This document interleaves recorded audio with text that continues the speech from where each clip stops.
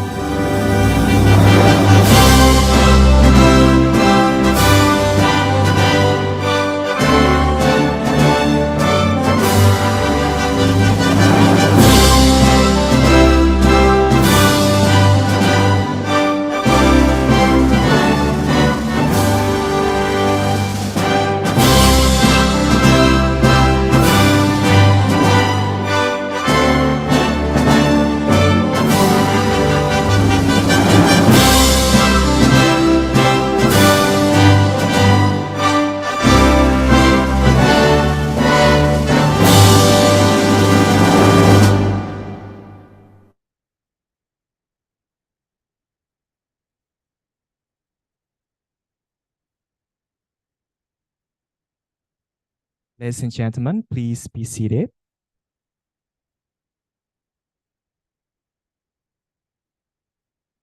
Now we are moving to the next session as chanting prayers to Mr. Surya Indrajaya. Time is yours.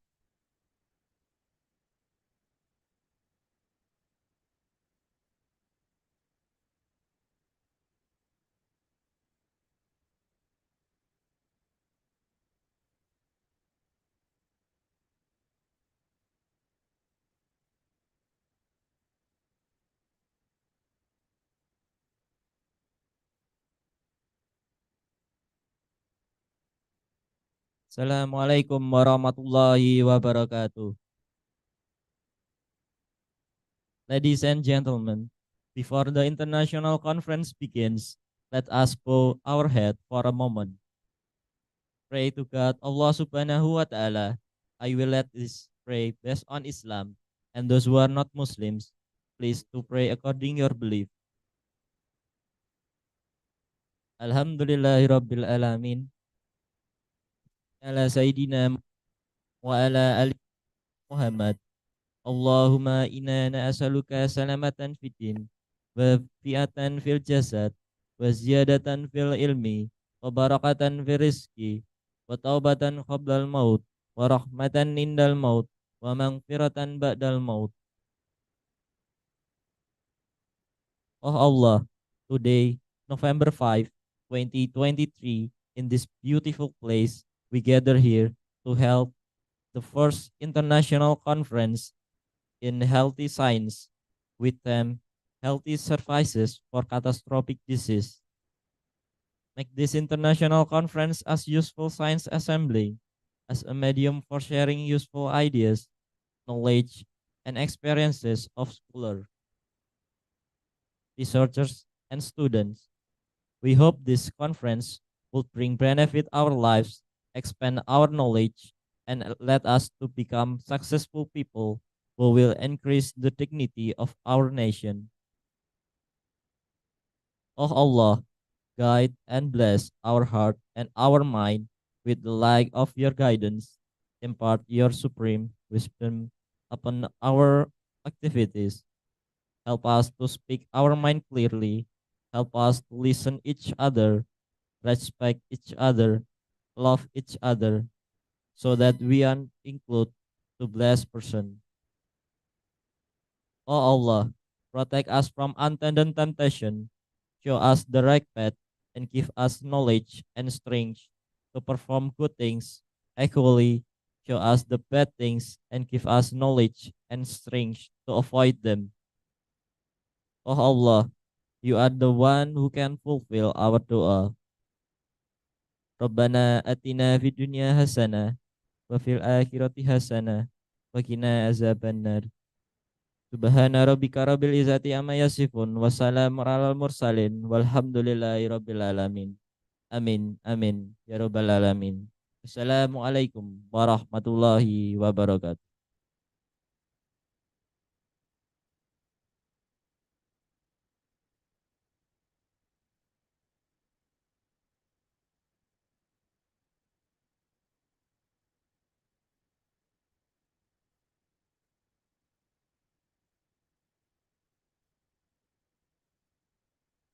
Moving the moving to the next agenda is the report from the chairman of the first international conference on health science, Health Polytechnic of Surakarta 2023. Mr. Apotheker Muhammad Anugrah Alam Waris, SFAM MSI. Time is yours.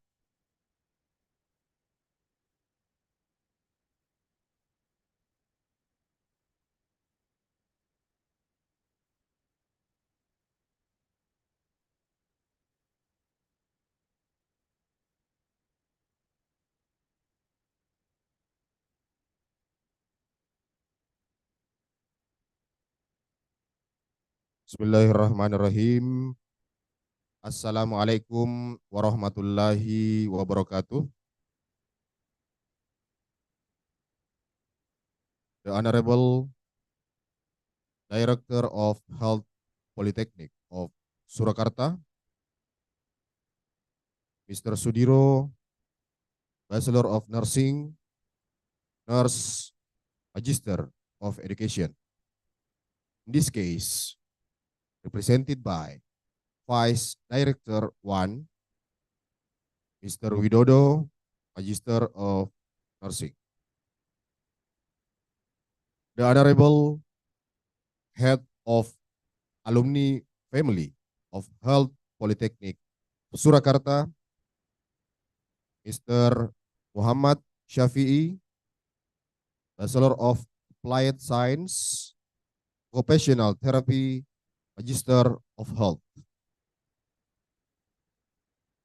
The Honorable, all of the head department in Health Polytechnic of Surakarta. The Honorable, the invited guests, speakers, moderators, and all participants. First of all, let us offer thanks to the presence of Allah subhanahu wa ta'ala, the most gracious and merciful God, because with his permission, today we can gather here to jointly take part in this event. Ladies and gentlemen, welcome to the first International Conference on Health Sciences, which is being held in a collaboration of Health Polytechnic of Surakarta and alumni family of Health Polytechnic of Surakarta. Thank you to all participants who joined to this event, and big thanks to all crews who contributed to make this event hold. Ladies and gentlemen, our theme for this event is health services for catastrophic diseases. The background for choosing this theme is related to the increasingly cases of catastrophic diseases in Indonesia.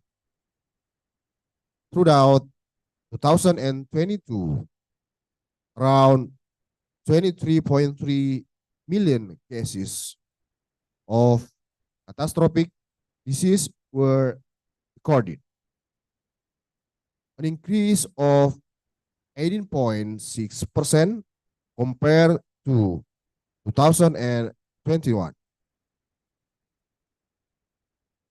In 2022, the most common cases of catastrophic disease in Indonesia are heart disease, 15.5 million cases, cancer, 3.2 million cases, stroke, 2.5 million cases, and kidney failure, 1.3 million cases.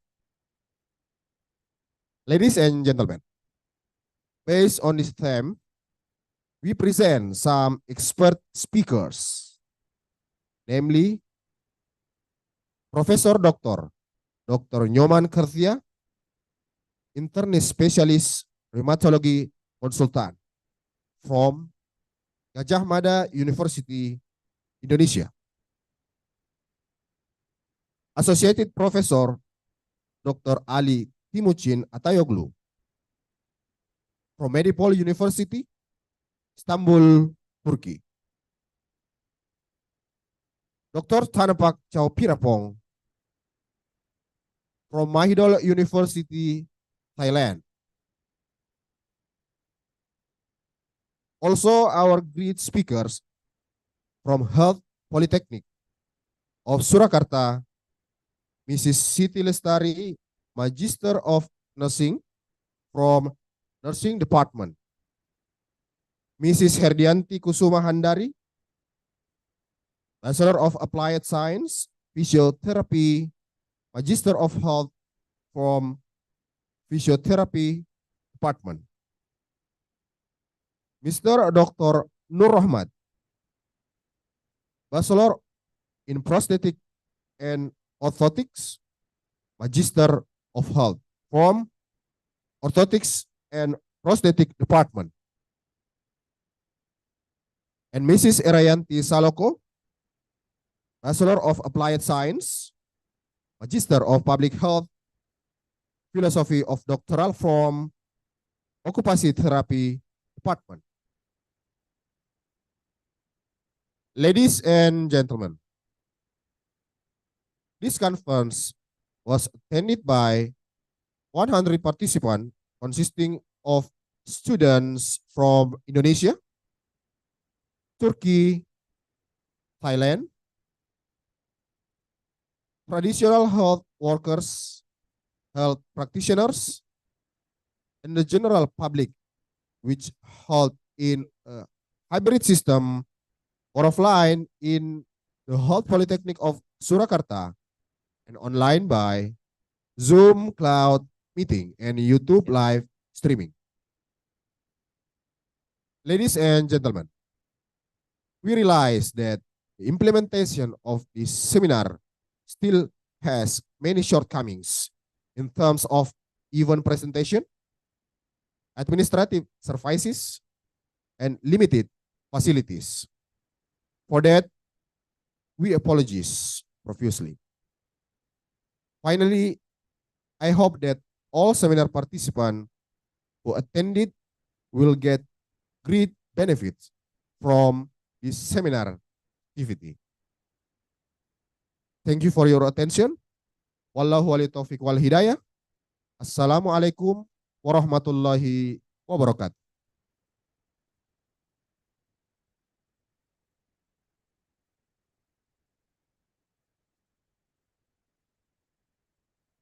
Thank you, Mr. Apotheker Muhammad Anugrah Aulam Waris Eswam, MSI. The next agenda is welcoming speech by the first Vice Director, Mr. Widodo MN, on behalf of Director of Polytechnic of Surakarta. Mr. Widodo, time is yours.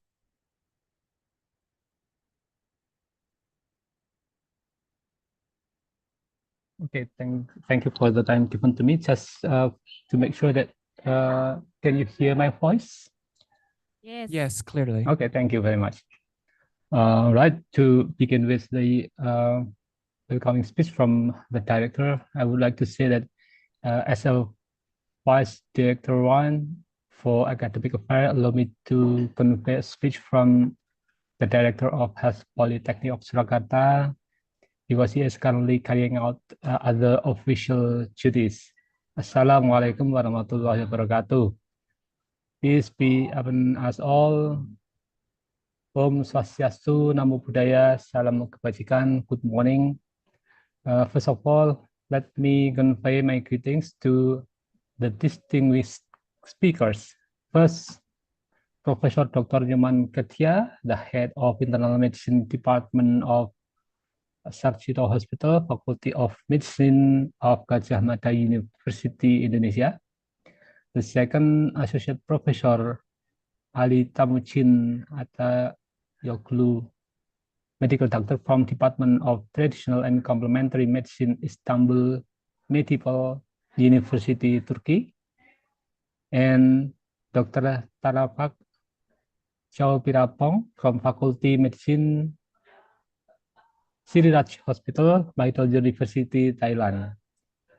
And the honorable speaker from the Health Polytechnic of Surakarta, Mrs. Siti Lestari, Master of Nursing from the School of Nursing, Mrs. Herdiandi Kusuma Handari, Magister of Health from the School of Physiotherapy, Dr. Nur Rahmat, Bachelor of Prosthetic and Orthotic from the School of Orthotic and Prosthetic, and Mrs. Erayanti Saloka, PhD Occupational Therapy, also from School of Occupational Therapy of Health Polytechnic of Surakarta.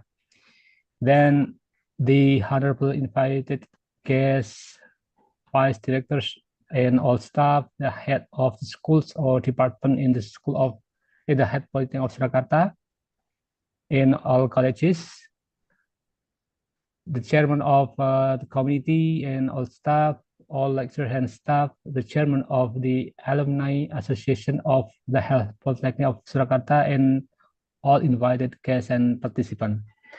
First of all, let us be grateful for the extraordinary blessing of God Almighty, so that today we are here to share this extraordinary moment of friendship and knowledge. To all esteemed speakers, thank you for being willing to enliven this event, sharing your valuable time and expertise. It is an honor and pride of us to be the first to hold the first international conference on health sciences with the theme Health Services for Catastrophic Disease, which presented speakers from Thailand, Turkey, and of course from Indonesia. Distinguished guests, as we all know, health problems in various countries today are increasingly complex and require handling effort that not only require seriousness but also togetherness. Various countries come together to discuss, share experience, and even work together to help each other to overcome this problem. One of these is that it's very serious and cause extreme losses is various heart disease and other cardiovascular problems. Ladies and gentlemen, every year we commemorate World Heart Day, which fall on September 29. This is to remind us all because heart disease and other cardiovascular problems are still in the number one killer in the world. Record from the WHO state that an estimate of 17.9 million deaths by the year 2021 were caused by cardiovascular problems. This figure is equivalent to 32% of deaths globally, as mentioned by the other committee previously. Of course, this figure, as many as 85% are caused by heart attack and stroke. This figure is predicted to continue to increase to 23 million deaths per year by 2030. According to data from the Indonesian Health Society Security Administration, or BPJS, by 2022, there will be an increase in the number of cases of catastrophic disease by 23.3 million cases, with a cost of around 24.1 trillion from around 22.9 million, which cost around 18 trillion in 2022. Previously, there was an increase in the cost about 34.3% within 1 year. The first ranking of this catastrophic disease is heart disease that contribute about 15.5 million cases. And number 2, cancer, about 3.2 million cases, stroke, about 2.45 million cases, and kidney failure, about 1.3 million cases. The other example is in Indonesia as well. A quite worrying cases, according to the Ministry of Health of Indonesia, is that there are about 12 to 15,000 children with fatal congenital heart defect, and only 6,000 from this number have access to health services. This means that around 9,000 Indonesian children with congenital heart disease do not receive proper help, so that we can imagine how the effect is. This is distinguished ladies and gentlemen, apart from the enormous costs that must be covered, there are still extraordinary impacts, namely the potential for a reduction in life expectancy, a decline in productivity, and what is now less important is the nation competitiveness. Seeing the series of this problem, the government through the Ministry of Health of Republic of Indonesia has launched health transformation in order to speed up the process of overcoming various health problems, including this catastrophic disease. The government has made various efforts through these transformation pillars, including strengthening primary services facilities, referral services, quality of human resources, and of course improving health technology. The government has intervened, including by 2024, every regional hospital in each province in Indonesia must be able to serve this serious disease, capable of carrying out invasive measures for heart disease, strengthening health technology, and of course, accelerating medical and health personnel and their distribution. However, preventive and promotive efforts remain a very important focus. Ladies and gentlemen, and our respected guests, your presence at this activity is very strategic and in order to provide discussion and share knowledge through this international conference activity, it is hoped that there will also be sharing of breakthroughs or new innovation that can be shared with the wider community by considering the situation and condition in each country. On behalf of the Director of Health Polytechnic of Surakarta, once again, we would like to thank you for your willingness and presence. Furthermore, with the permission of all our respected attendees, allow me to officially open this conference by saying Bismillahirrahmanirrahim. Finally, happy conference. Hopefully it can be enjoyable because we have to be happy, get to know your healthy heart, love your life. Thank you very much. Wassalamualaikum warahmatullahi wabarakatuh. Waalaikumsalam warahmatullahi wabarakatuh. Thank you, Mr. Widodo. Distinguished guests, ladies and gentlemen, now we come to sharing and discussion session. In the first session, the speakers will be Professor Dr. Nyoman Kertia, the head of Internal Medicine Department, Sarjito Hospital, Gadjah Mada University, Faculty of Medicine, Indonesia, with the theme, the role of oxidative stress to cardiovascular disease and the benefit of traditional medicine. Also, Mr. Associate Professor Ali Timutin Atayulu, MD, Head Department of Traditional and Complementary Medicine, International School of Medicine, Istanbul Medipol University, Turkey, with the theme Importance of Honeybee Products for Cardiovascular Health.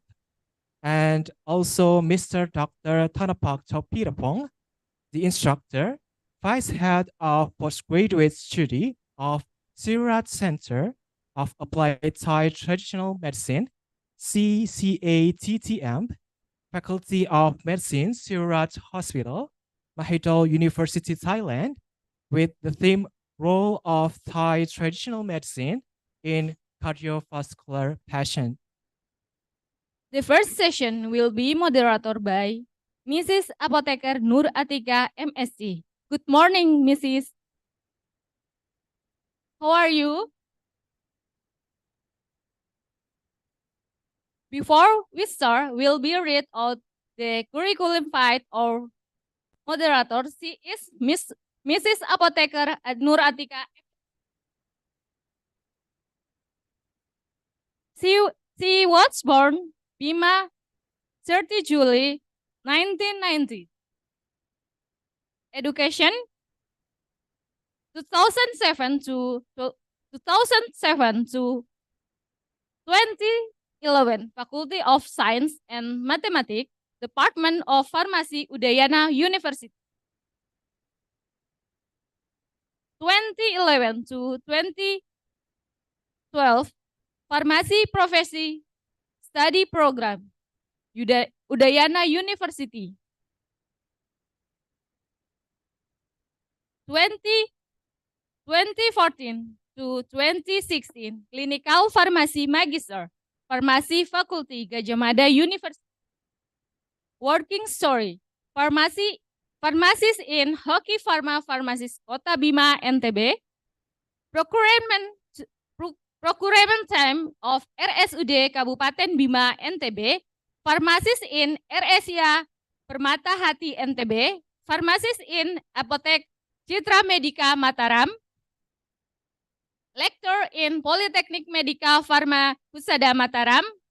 Lecturer and Laboratory Coordinator in Pharmacy Department Poltekkes Kemenkes Surakarta.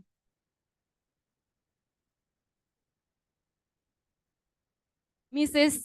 Atika, time is yours.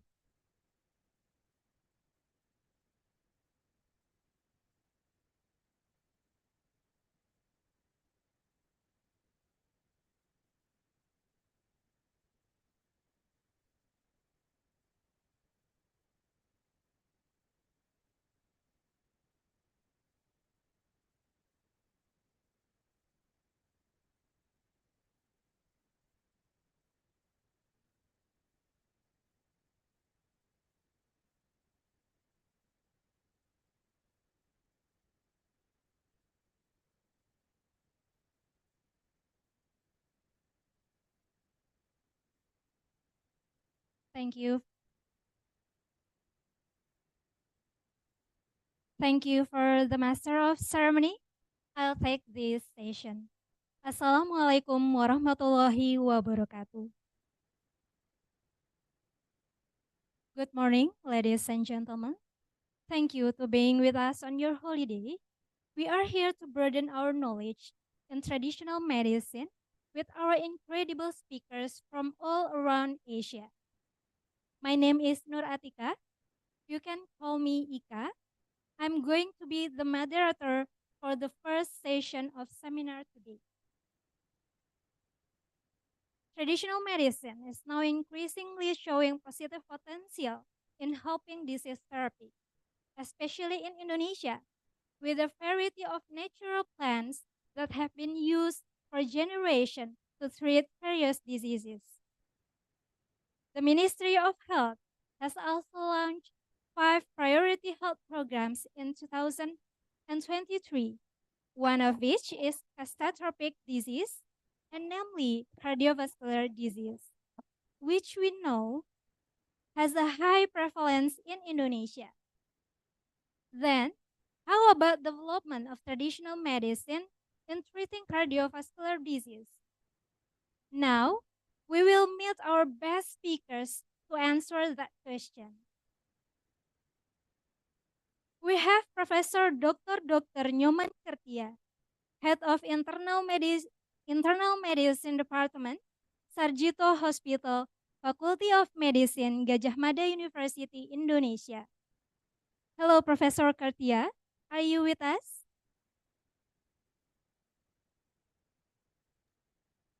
Good morning, Sis Nur Atika. Thank you for your time.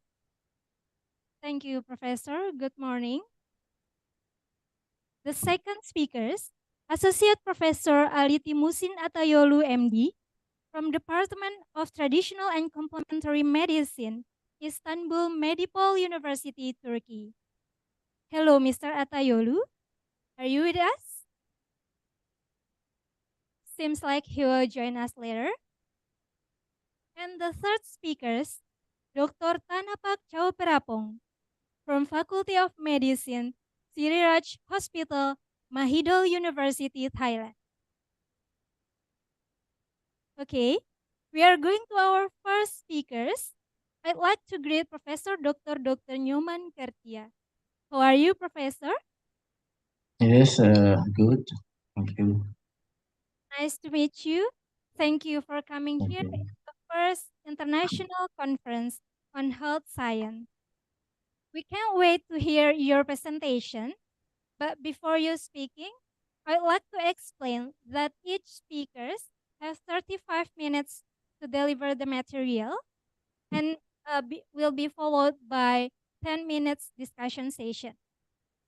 And for on-site participants who want to ask a question, you can raise your hand and mention your name.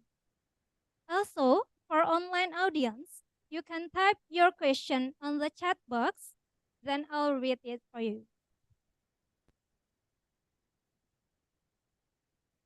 Professor Kertia is one of a lecturer in Faculty of Medicine, Gadjah Mada University. He also a doctor in Sarjito Central General Hospital. He is alumni from Udayana University, Gadjah Mada University, and also University of Western Australia. He has so many experience in rheumatology and herbal medicine, and have a focus on explore the curcuminoid for the management of osteoarthritis. He have a product patent, Remapo. This is for osteoarthritis, and received the Best Patent Award from Gadjah Mada University in 2018. Besides Remapo, Professor Kertia has also produced Pomemoro for dementia and Phasalis C for autoimmune diseases. His consistency in developing rheumatology and herbal medicine made him become the best senior researcher in 2018 from Gadjah Mada University. He also have a long story of working in so many associations and institutions. Today, we will hear about the role of oxidative stress to cardiovascular diseases and the benefit of traditional medicine. Okay, no longer explaining. I'll give the room Zoom for Professor Kertia. Please, Professor, welcome. Thank you very much, Ms. Nurul Artika, for time for me, and my respect and thank you for the director of the Poltekkes Surakarta, Pak Widodo, and my greeting to Prof. Hussein Ahmad, Prof. Abhishek, Prof. Muhammad Saheswan, Prof. Kalpana, Prof. Ali Tumisin, Prof. Tana Pak, and all participants. I will try to speak about the antioxidant activity for the heart disease. Maybe I want to share this scene.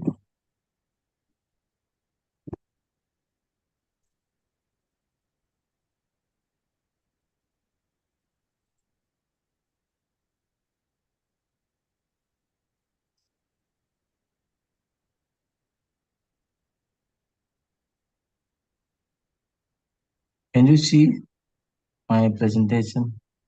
Yes, sir. Yeah. Yes, Professor.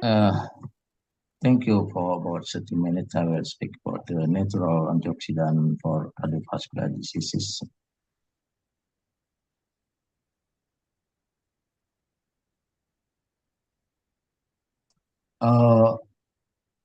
Every day, every time, there are some free radical produced in our body. And so we need antioxidant. And this, unfortunately, in 2016, there were 17.6 million deaths were attributed to the cardiovascular disease. It's very increased. In 2006, increasing is 15.5%. It's very dangerous for us.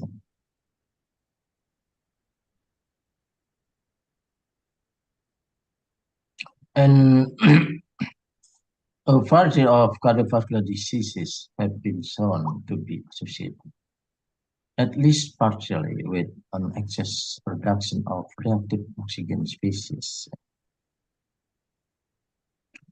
Reactive oxygen species constitute both oxygen-free radicals, such as superoxide, hydroxyl radical, and peroxide radical, as well as non-radical.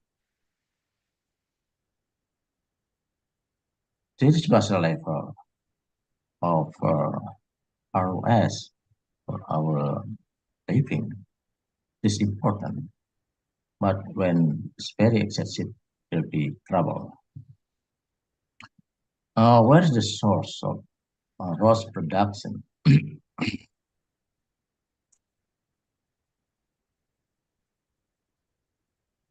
This in our body, we always produce free radical. Because there's some problem, stress, psychological stress, or maybe diet and so on, become a high free radical. ROS are highly reactive chemical species containing oxygen loading the superoxide, peroxide, and hydrogen peroxide. But under normal physiological conditions, ROS levels are strictly controlled through the activity of antioxidant enzymes, including superoxide dismutase and glutathione peroxidase.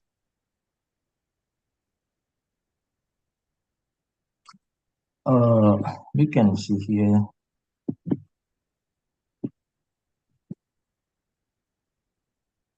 how our body try to eliminate free radical. This is singlet oxygen, so it's also one kind of free radical, and become water also here. So our body has mechanism for this. And when in the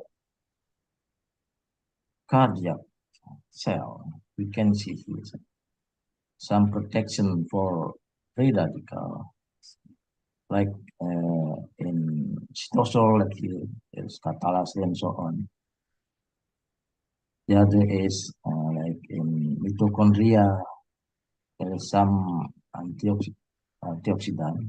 So plus also lysosome also extracellular, too many kind for protection for our body.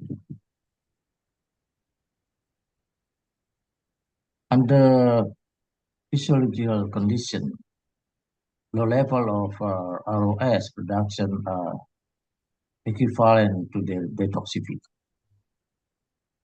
and play major role in cellular signaling and function.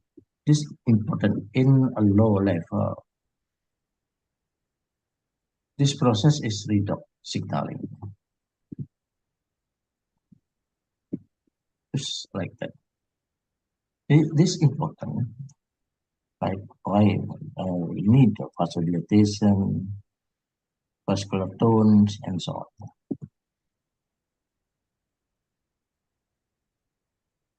In pathological situation, ROS are able to cause oxidative modification of myocellular macromolecule, such as lipid, protein, and DNA. Yes, for example, ROS could modulate contractility by oxygen or sarcoendoplasmic and so on. This in pathological condition. So will become atherosclerosis, increase of blood pressure, and so on.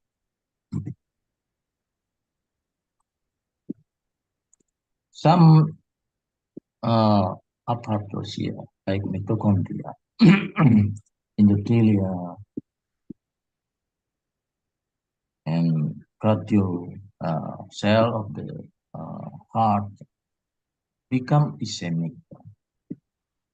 Become contractile dysfunction, physical limit of mitochondria, endothelial dysfunction, inflammation, and so on.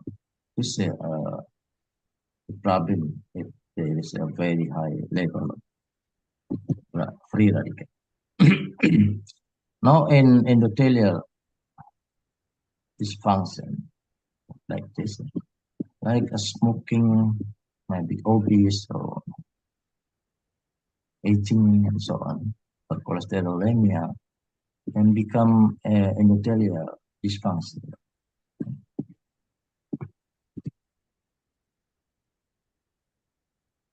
Some problem in heart disease can explain by fraction of the free radical, like this. Arterial hypertension. How nitric oxide here, you have ability, vasoconstriction, and we can see atherosclerosis, thrombosis. Atherosclerosis come from ROS, yes, yeah, it's a lipid, and become plaque, become thrombus formation, and heart attack.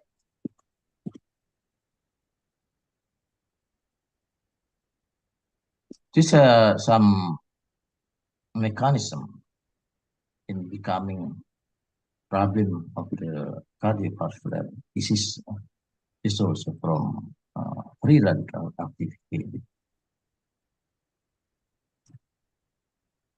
Even atrial fibrillation can explain by the process of activity of ROS. Even heart failure also can explain by the high level of ROS. And we know between cell and cell, there is communication. It's very good communication. So the problem will become severe. Now for the plan for as antioxidant. But before that, I want to explain. There are two kinds of metabolic plan. It's primary metabolic. It's not for drug like protein, polysaccharide, acid, fat, and so on. But here, the secondary metabolic is we can make this to be a drug, alkaloid, flavonoid, terpenoid, and so on. Some diet affecting the oxidative stress, like polyphenol, olive oil, coconut, tea, flavonoid, beta-carotene, vitamin C, vitamin E, and so on. And some research in human especially, like extra virgin olive oil, dark chocolate, also the Mediterranean diet. This is important for us to protect the heart. Now see the flavonoid. Flavonoid can protect the vascular disease or cardiovascular disease, reduction of blood pressure, antioxidant activity, improvement of internal function, reduce platelet reactivity, enzymatic modulation, anti-inflammatory. This flavonoid, we know many kind of flavonoid. I see here some flavonoid. This is from tomato, medicated. Some have we can see some flavonoid, okay? Example, cyanidin, quercetin, curcumin, and so on.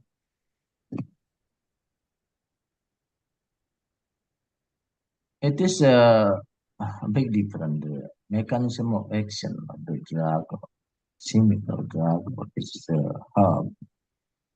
Because like this NSAID, non-steroidal anti-inflammatory drug, suppress the COX like that. But here, it is a big deal. Yeah? The tyrosine kinase domain suppression, like that. Big different.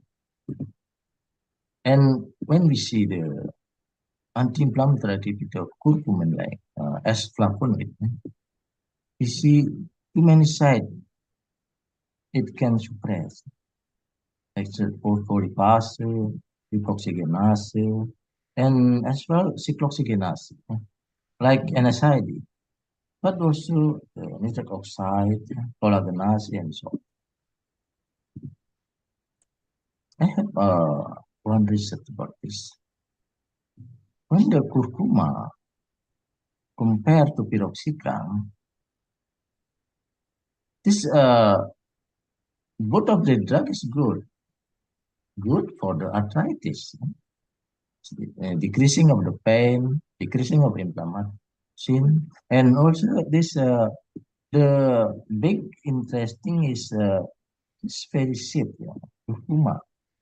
We know we use piroxicam. This the EST, ELT is increased, so there is dangerous for the liver. Also the urea creatinine. So that is dangerous for the kidney, piroxicam. But in using curcuma, there's decreasing of the EST, ELT, also urea creatinine.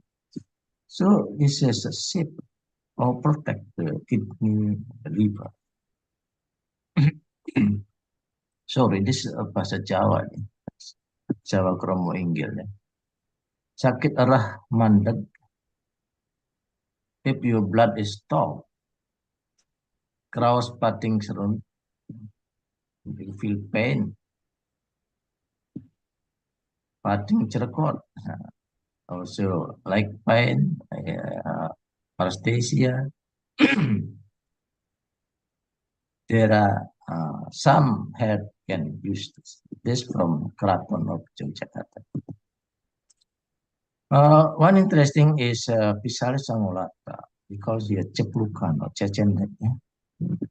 This herb has anti-inflammatory, antioxidant, also antifibrotic.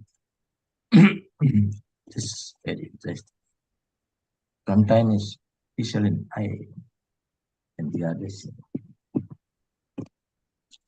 The pisilin A is antifibrotic, anti-inflammatory, and also antioxidant.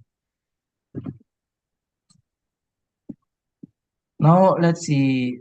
Maybe this is not very good research, but it is some experience, some research, more research. If you want to protect the coronary artery disease, you need to eat mat lapun like that. Anthocyanin for heart failure, vitamin E, selenium, and quercetin, and so on. For hypertensive heart disease, vitamin C, polyphenol, acetylcysteine. For cardiac arrhythmia, polyphenol, selenium. For disease, congenital heart disease, vitamin E, and ventricular remodeling, vitamin A, selenium.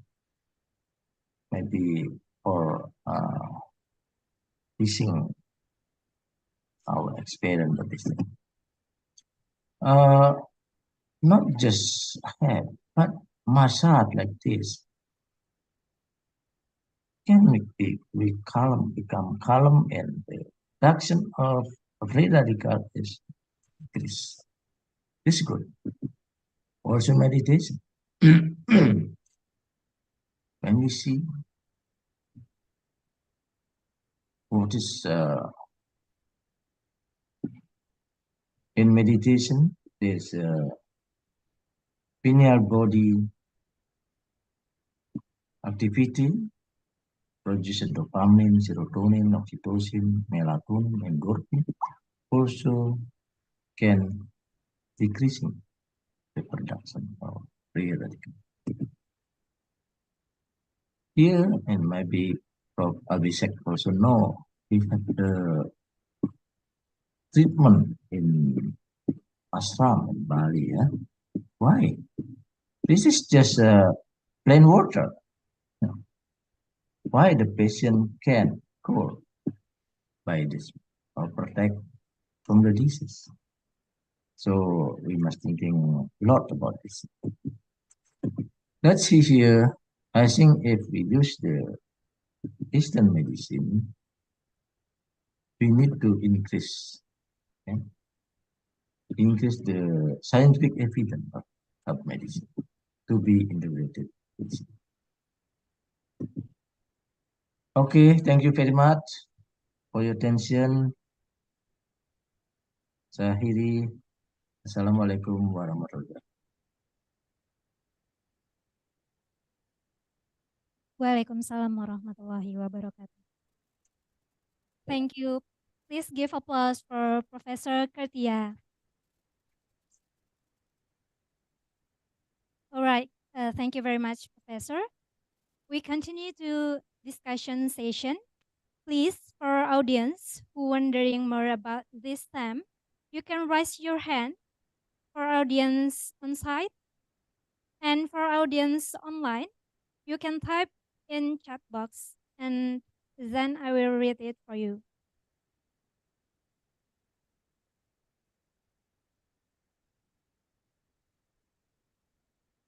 Please, ladies and gentlemen.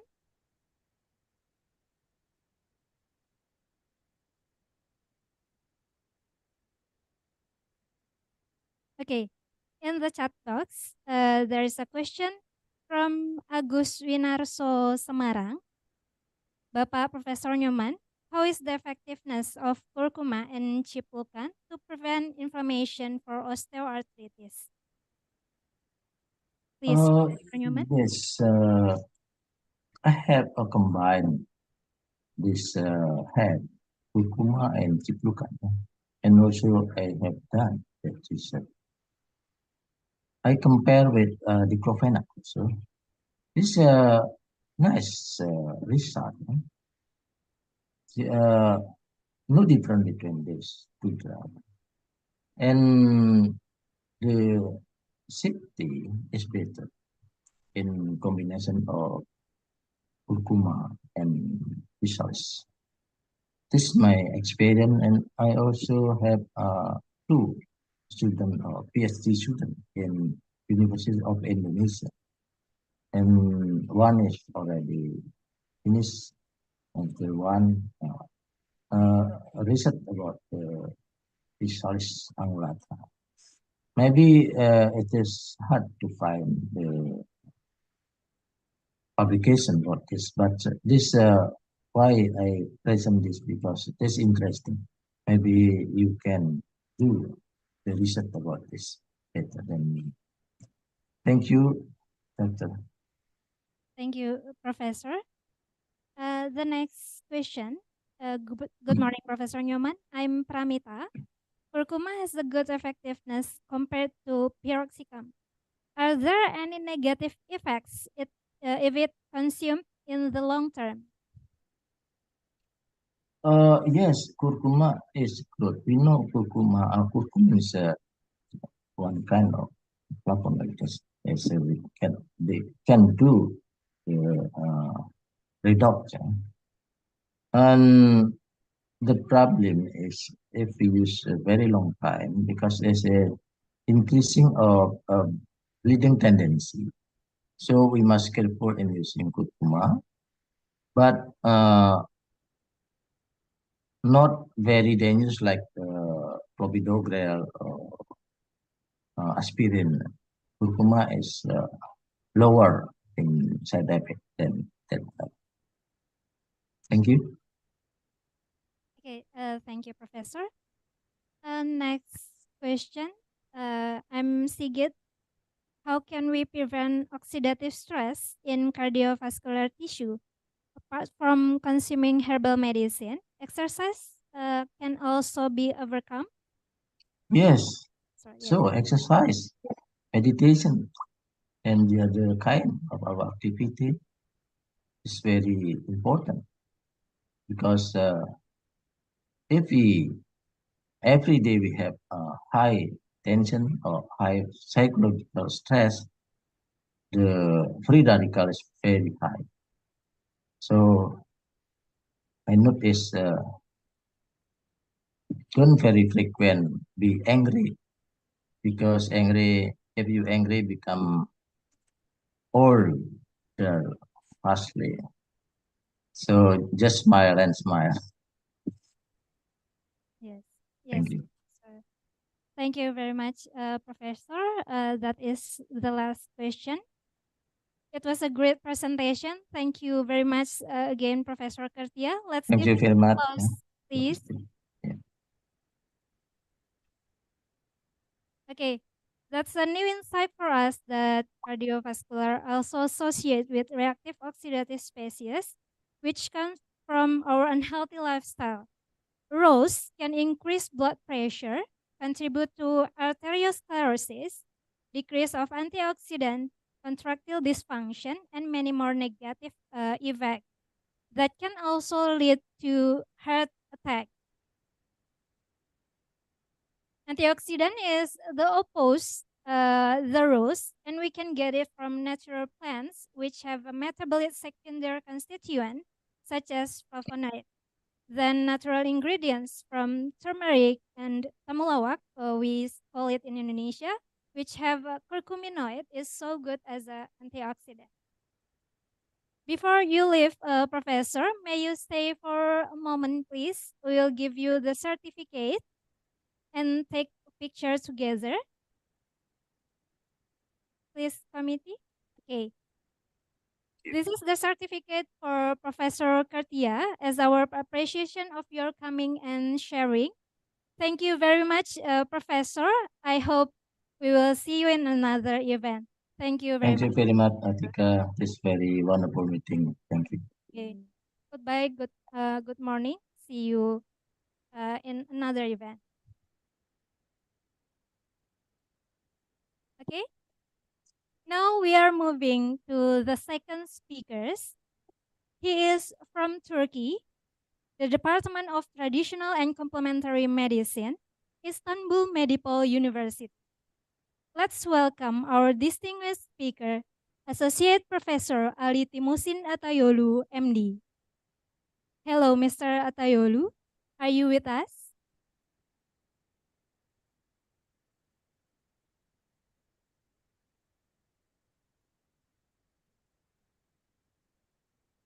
Hello, Mr. Atayolu. Are you with us? Hello, can you hear me? Yes, it's really clear. How are you, Mr. Assalamualaikum. Atayolu? How are you, Mr. Atayolu? Thank you very much. Terima kasih. Sama-sama, Mr. Atayolu. Thank you for being here today to share about importance of honeybee products for cardiovascular health. Mr. Thank you. Atayolu is head of the Department of Traditional and Complementary Medicine, International School of Medicine, Istanbul Medipol University.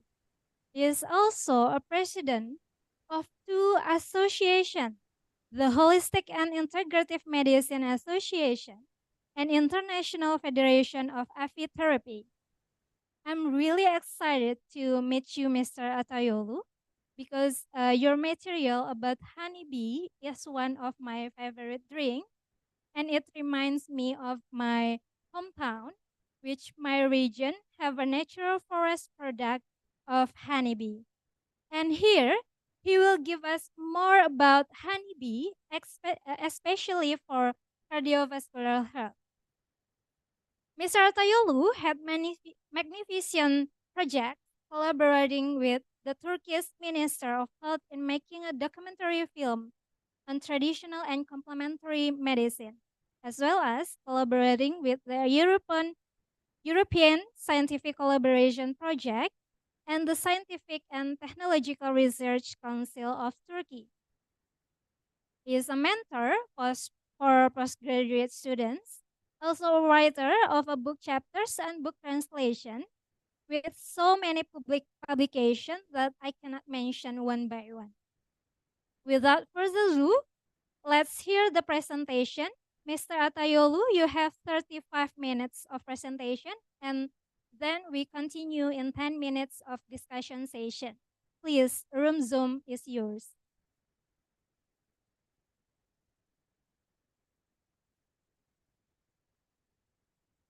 Thank you very much for this nice introduction. I am happy to be with you here. Let me share my slides in a minute.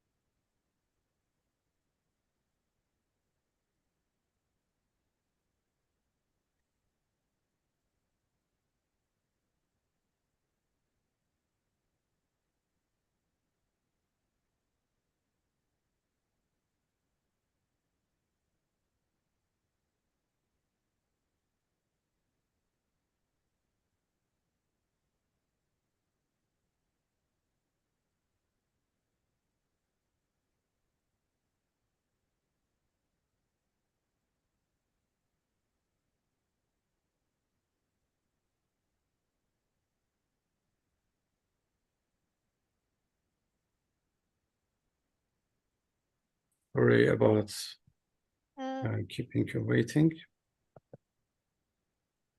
Can you share it, Mr. Otoyolu, or our committee will help you? Yes. Okay.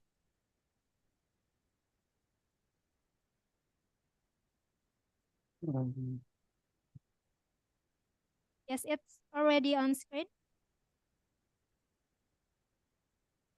Okay. I think you can see the slides.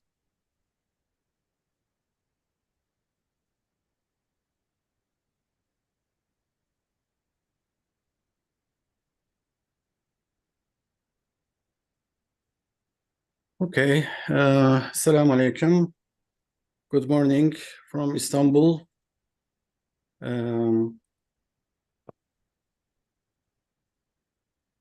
Okay. Well, I will try to talk a bit about apitherapy, actually we call it, the bee products.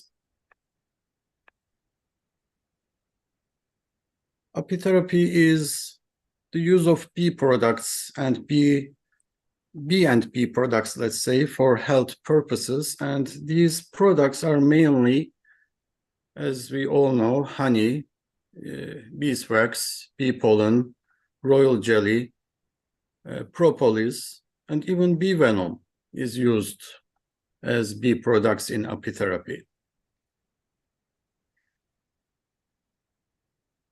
Here you see these products. Well, the antioxidant, antimicrobial, and immunomodulatory effects of these products have been demonstrated by many scientific studies. Therefore, these products are in the process of integration with the conventional medicine system, especially in the scope of preventive medicine.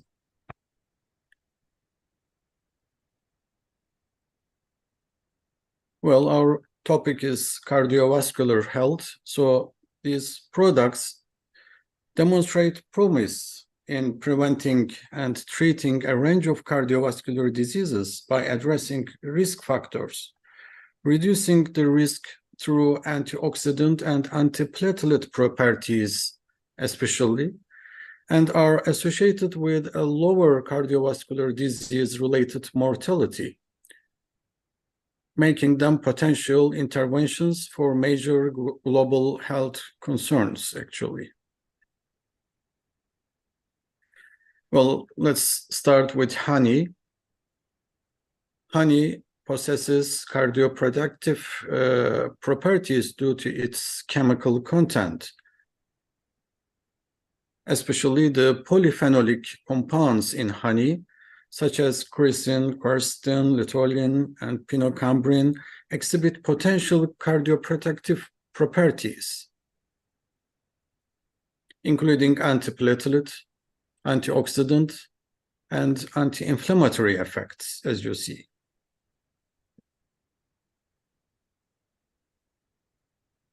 There are a lot of studies in this subject. These polyphenolic compounds in honey, especially flavonoids, are inversely associated with cardiovascular disease-related mortality. Although further research is needed, it remains uncertain whether these isolated compounds are more effective than honey itself in preventing and treating cardiovascular diseases. So probably there is a synergistic effect among the compounds in honey.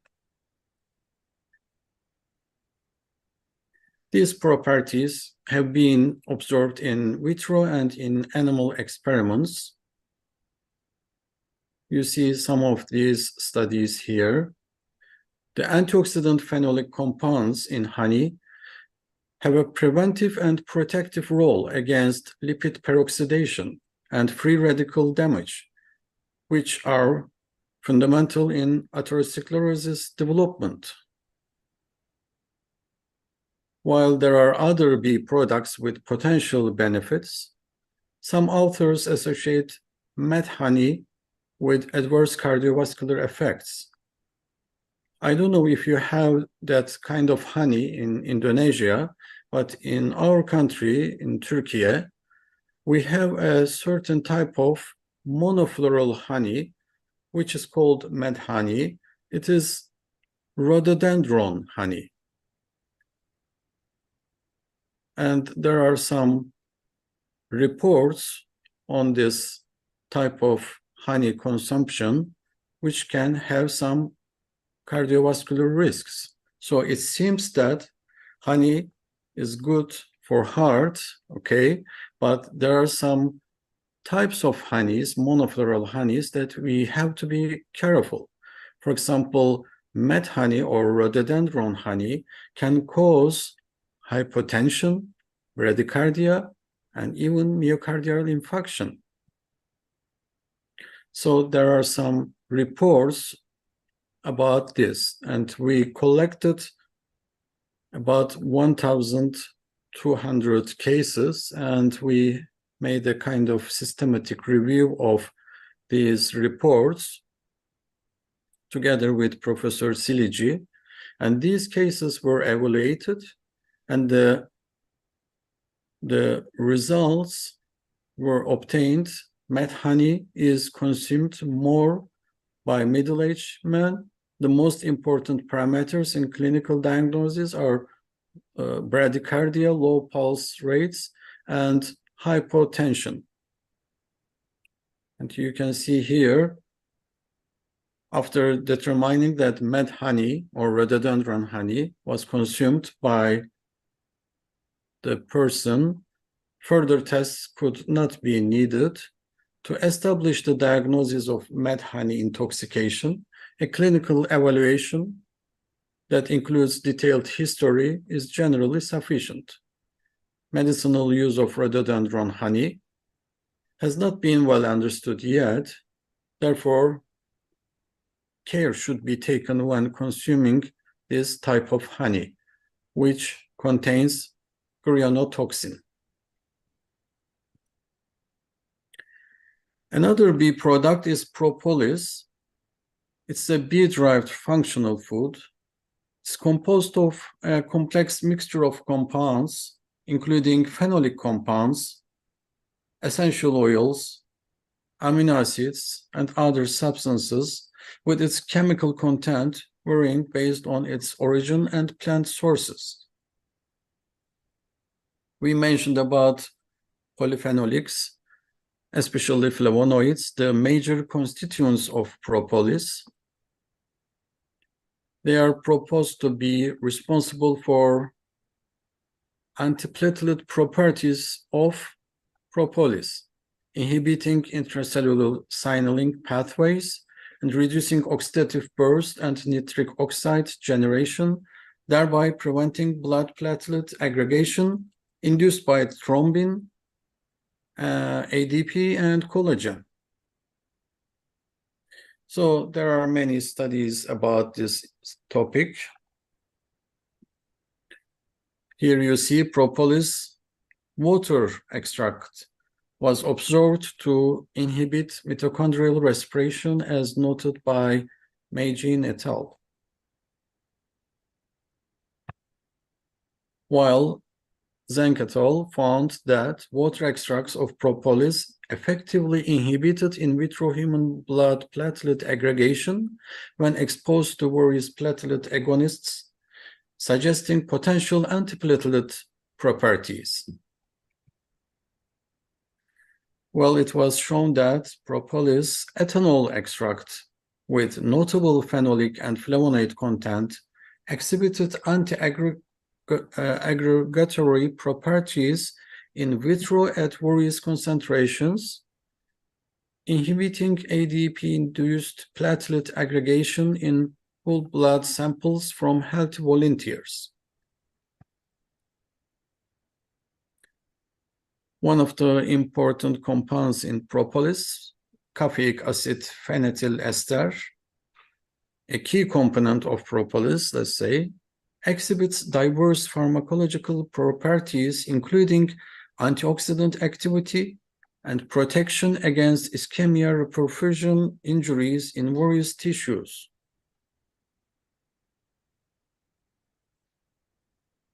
Recently, they found that propolis reduced body weight, blood lipid levels, neointimal hyperplasia, carotid stenosis, lipid deposition, and oxidative stress in rabbit carotid artery injury model, and inhibited the expression of toll-like receptor 4, nuclear factor kappa B, and tumor necrosis factor alpha, suggesting its potential for preventing and treating vascular restenosis.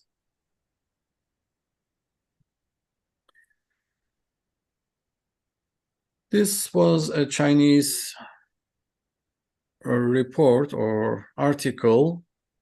They found that total flavonoids of propolis inhibit myocardial cell apoptosis in rats with chronic heart failure induced by adriamycin.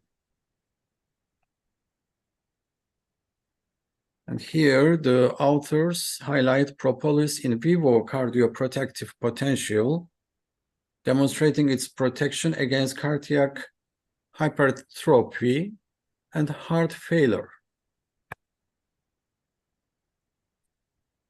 We mentioned about honey and propolis. Let's talk a bit about bee pollen. Bee pollen is a highly nutritious substance, comprises over 250 compounds whose type and function vary based on the plant species, climate zone, and season of collection. For example, a certain type of bee pollen, Schisandra chinesis, well, they investigated the chemical composition of this type of bee pollen extract, revealing various compounds, and demonstrated its antioxidant properties by increasing myocardial superoxide dismutase activity and glutathione concentration, while reducing myocardial malondialdehyde levels.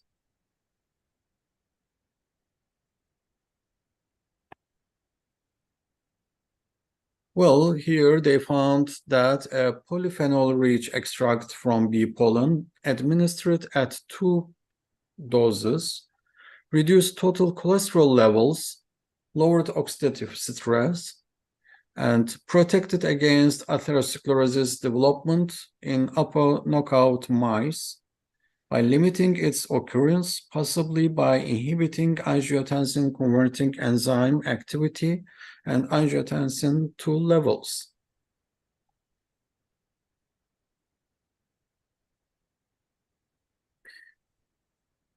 That is a Russian article. They found that treatment with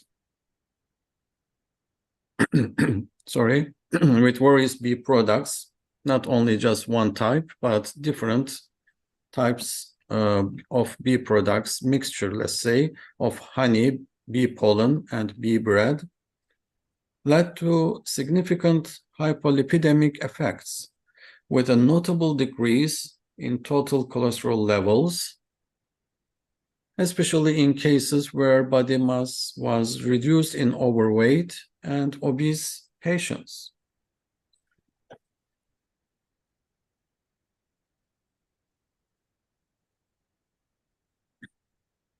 Royal jelly is another bee product. It's an interesting product. The bees, they consume royal jelly when they are in the larva stage.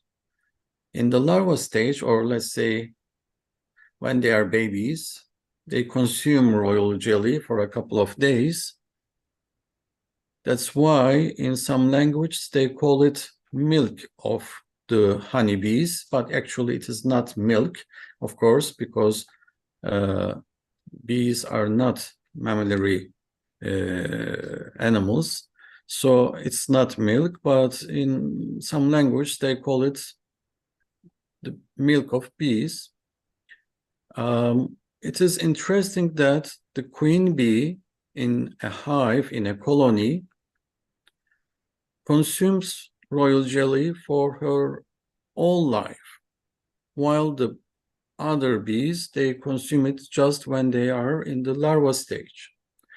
And interestingly, the queen bee lives much longer and stays healthier. You can ask, how longer? How much longer? Well, normal honeybees, they survive for about, let's say, 2 months in the summer, but the queen bee, which has a similar genetic structure with the other bees, by consuming royal jelly for her whole life, she can live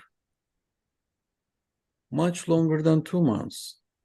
They can live even 2 years, 3 years, 5 years, sometimes 7 years. So epigenetically, it is an interesting issue, very interesting subject, that how can, by just different diet, queen bee can survive so long. So royal jelly is a interesting functional food for the bees, and there are some experimental studies that have explored royal jelly and has cardioprotective potential, including especially anti-hypercholesterolemic and anti-hypertensive activities for human beings. So it is a bee product rich in water, sugars, lipids, proteins, amino acids, and many other compounds, but it contains some specific compounds, the major royal jelly proteins being the most abundant. Phytosterols such as campesterol, beta-sitosterol, isophylcosterol, and desmestrol are also found in royal jelly. And studies suggest that royal jelly exhibits various biological properties, including antioxidative and antihypertensive effects. Some experimental studies have explored its cardioprotective potential, including anti-hypercholesterolemic and anti-hypertensive activities. Here are some of these studies from different countries. Some, for example, this one is the gastrointestinal enzyme production of bioactive peptides from royal jelly protein and their anti-hypertensive ability. And that is a study from Japan. Another study from Japan, anti-hypertensive effect of peptides from royal jelly in spontaneously hypertensive rats. Identification of novel hypocholesterolemic protein, major royal jelly protein 1, derived from royal jelly, is one of the important studies in this subject, again from Japan. So there are many other studies on the cardiovascular effects of royal jelly, the cardioprotective effects of royal jelly.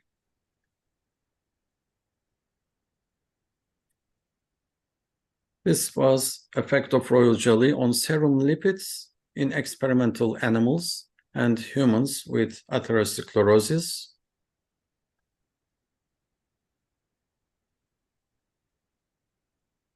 And again, about the hypocholesterolemic activity of royal jelly, changes in hepatic gene expression. Royal jelly supplementation improved lipoprotein metabolism in humans, again from Japan. Hypercholesterolemic efficacy of royal jelly in healthy mild hypercholesterolemic adults, a study from Taiwan. Royal jelly is an effective and relatively safe alternative approach to blood lipid modulation. That's a meta-analysis on the subject. So there are many studies from different countries. That was from Turkey. So all these products, honey, propolis, royal jelly, bee pollen, there are many studies we have today showing the cardioprotective effect of these products.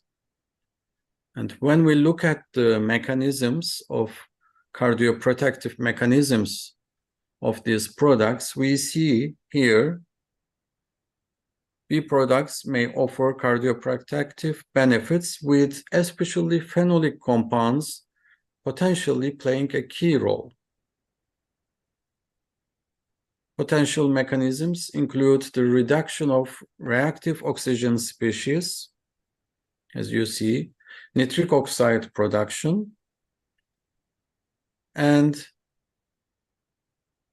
the activity of enzymes like cyclooxygenase and phospholipase. Phenolic compounds in propolis may also reduce the expression of TLR4 and NF-kappa B, contributing to cardiovascular protection. Well, although no adverse effects were observed, in general, bee products have the potential to induce allergic reactions, including in the cardiovascular system, which could lead to some risks, such as myocardial ischemia, if anaphylaxis happens especially. So, in conclusion, we can say that honey and other bee products seems to have a cardioprotective potential. While in vitro and animal studies support this potential, few in vivo human studies have been conducted, so we need more and concrete clinical evidence for the efficacy and safety of apitherapy treatments, as well as recommended doses for cardiovascular diseases, prophylaxis, and treatment are lacking, unfortunately. So we need studies, more clinical trials. Studies used various bee products with different compositions, highlighting the need for standardized research and further investigation.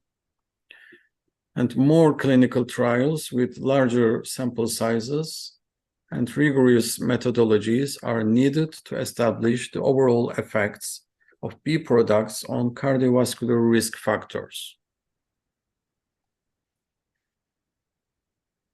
Well, I tried to summarize the topic of apitherapy or using bee products for cardiovascular health. I hope you enjoyed it and found it beneficial. Thank you very much for listening. And I also thank to the organization committee for inviting me for this nice, interesting topic and conference. Thank you. Thank you very much, Professor Mr. Atayolu. Please give applause for Mr. Atayolu. Thank you. All right. Thank you very much. Thank you, Mr. Atayolu. We continue to discussion.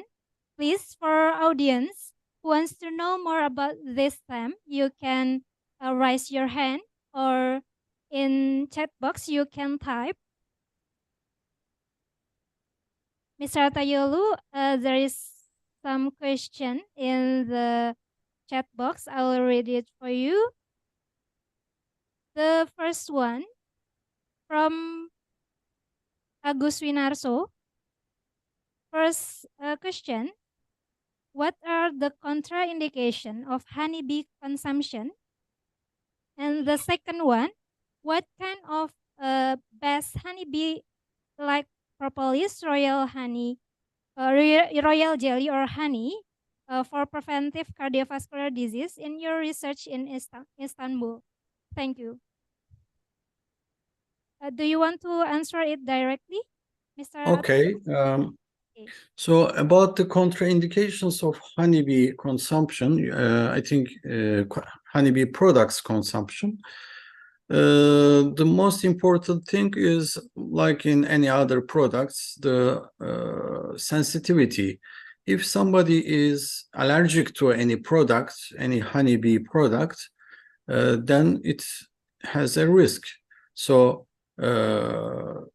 in such a case, if we know that the person is having allergy to bee products, it's a contraindication to use them, especially that is so for bee venom, because in apitherapy, bee venom is also used, especially for some joint problems, rheumatism. Nowadays, there are some studies going on about the effect of bee venom for cancer as well. So if the person is allergic, in some severe allergic cases, what we call anaphylaxis, using bee venom is a contraindication. But not only for bee venom, for other products also, there can be allergic reactions, so we shouldn't use them in such patients. Another issue is if the person is diabetic, the dosage should be arranged accordingly. So in diabetic patients, the bee products, especially honey, should be used carefully. It's not a contraindication.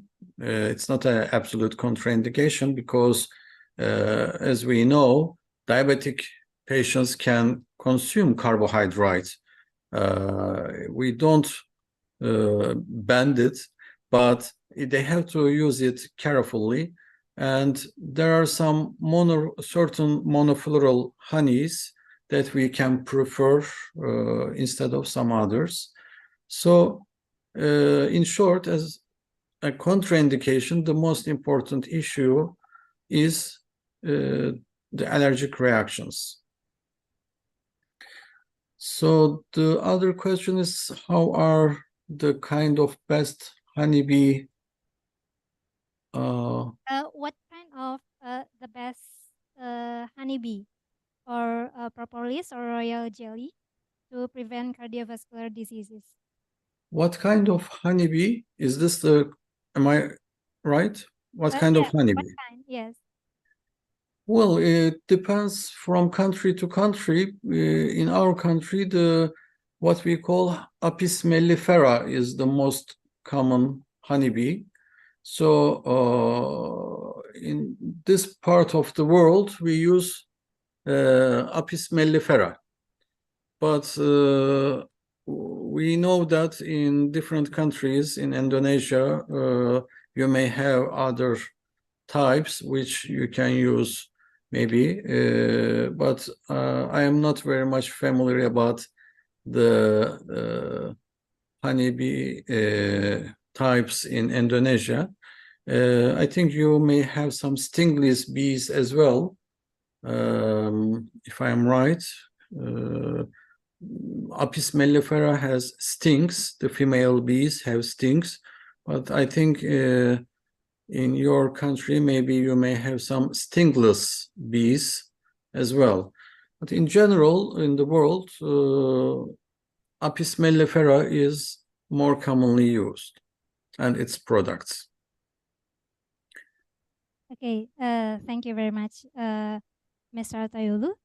The next questions, I think you already answered honey for diabetic patient. You mentioned that you have to careful with the dose, right?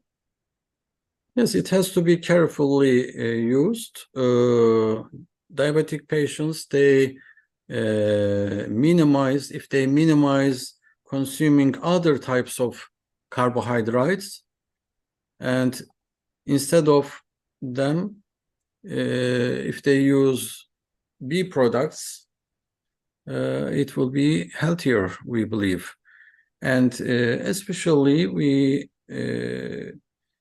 think some monofloral honeys, they have lower glycemic index.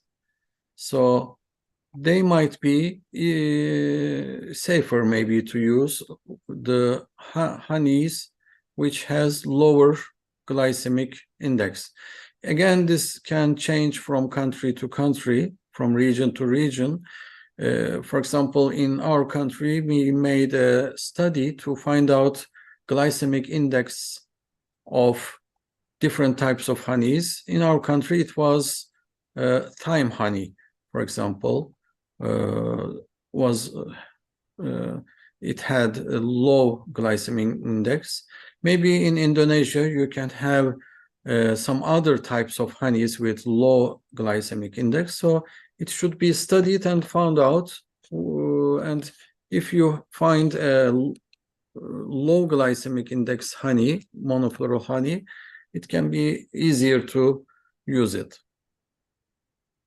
Yes, thank you, Mr. Toyolu. There is more question. Is it okay to you? We have more time. Okay. Okay. Next from Agustin Winarso, what kind of favorite honeybee turkey consumption? Is it from bees which rose flower, olive flower, or other flower consumption? Second, can honeybee prevent cancer disease? How the effective dose? And the third question, can honeybee mixture with raw eggs like in jamu in Indonesia? We mix it with raw eggs like that. Please, Mr. Toyolu. Okay. About the raw eggs mixture with honey, it's first time I hear this. So it seems that in Indonesia, is it commonly used? Yes, in some region, Is it from cooked? it's for stronger body. Okay, it sounds interesting. Do you cook it or just raw eggs? Just raw eggs mixed raw eggs with mixture with honey. Okay, it sounds interesting. Yeah. I don't know about this. I should study about that raw eggs mixture with honeybee products. Are they mixed? Are you mixing the bees or the bee product? Or I mean honey. Honey. Okay, honey. Honey with raw egg in a Yeah, glass. why not? It can be interesting. I think it sounds nice. About prevention of cancer disease, yes, the bee products have a potential. There are many studies about this because today was the subject cardiovascular health. I didn't include this topic into my presentation, but if there is going to be another conference for cancer, I will be more than happy to prepare a presentation on this subject. But in short, yes, honeybee products, they have a potential to prevent cancer. There are many studies about honey, propolis, royal jelly, bee pollen, and even recently bee venom, as I mentioned, for their potential to prevent cancer. Actually, bee products are promising. There are studies with promising results, especially in the preventive medicine. So instead of treating the patient, if we can consume it before getting sick and before getting cancer, it will be much better. That's what we recommend. And the question about what kind of flavored honey? Oh, okay. So, well, unfortunately, not from all flowers or trees or plants, the bees can collect nectar. For example, we have regions with olive trees or roses, but unfortunately, we don't see so much rose honey or olive honey. So from all flowers, the bees cannot collect nectar.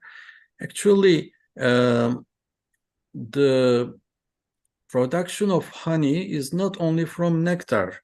Many people think the bees collect pollen and they make honey, but it's not right. Bees, they don't make honey from the pollen. They make bread from the pollen, like we do bread. The bees collect bee pollen and they mix it with a little bit nectar and they make it bread, bee bread. And for honey, they collect nectar and they convert it to honey. And sometimes they make honey from the secretions of the plants, not the nectar, but the other secretions of the plants, or some secretions of the other creatures living on the plants. For example, in our country, one of the very popular, that type of honey, we call it, by the way, honeydew honey, is pine honey. So we have pine honeydew honey, which is, I think, the production, about 90% of the world production of pine honey is from Turkey. So I don't know if that is an answer for that question, but in short, pine honey, dew honey, is one of the most popular type in our country, and it is about 90% of the world production. Okay, thank you, Mr. Atayolu. The next question. To get the maximum effect from propolis, how much the doses we consume in a day? Well, the propolis dosage issue depends on the what kind of extract. So there are different types of extracts. Water extract, like I mentioned in my presentation. Very commonly used is ethanolic extracts, alcohol extracts. But some people, they prefer to use non-alcoholic, non-ethanolic extracts. It is possible to have oil extracts as well. Recently, we made a study and published it. You can find it, the article, the lactic acid extract of propolis. So it seems that lactic acid extract of propolis is also quite effective. The compounds in it is quite good amount. So we are now having new studies on this type of extract. If there are any students or researchers interested in lactic acid extract of propolis, we will be happy to collaborate, by the way. But to say a dosage, we need to know the details of what kind of extract and what is the amount of propolis in it. So that's why I prefer not to get into the details, but in some labels of propolis which is available in the market, it says 70%, but actually it is not the amount of propolis. It is the degree of alcohol. So it's a little bit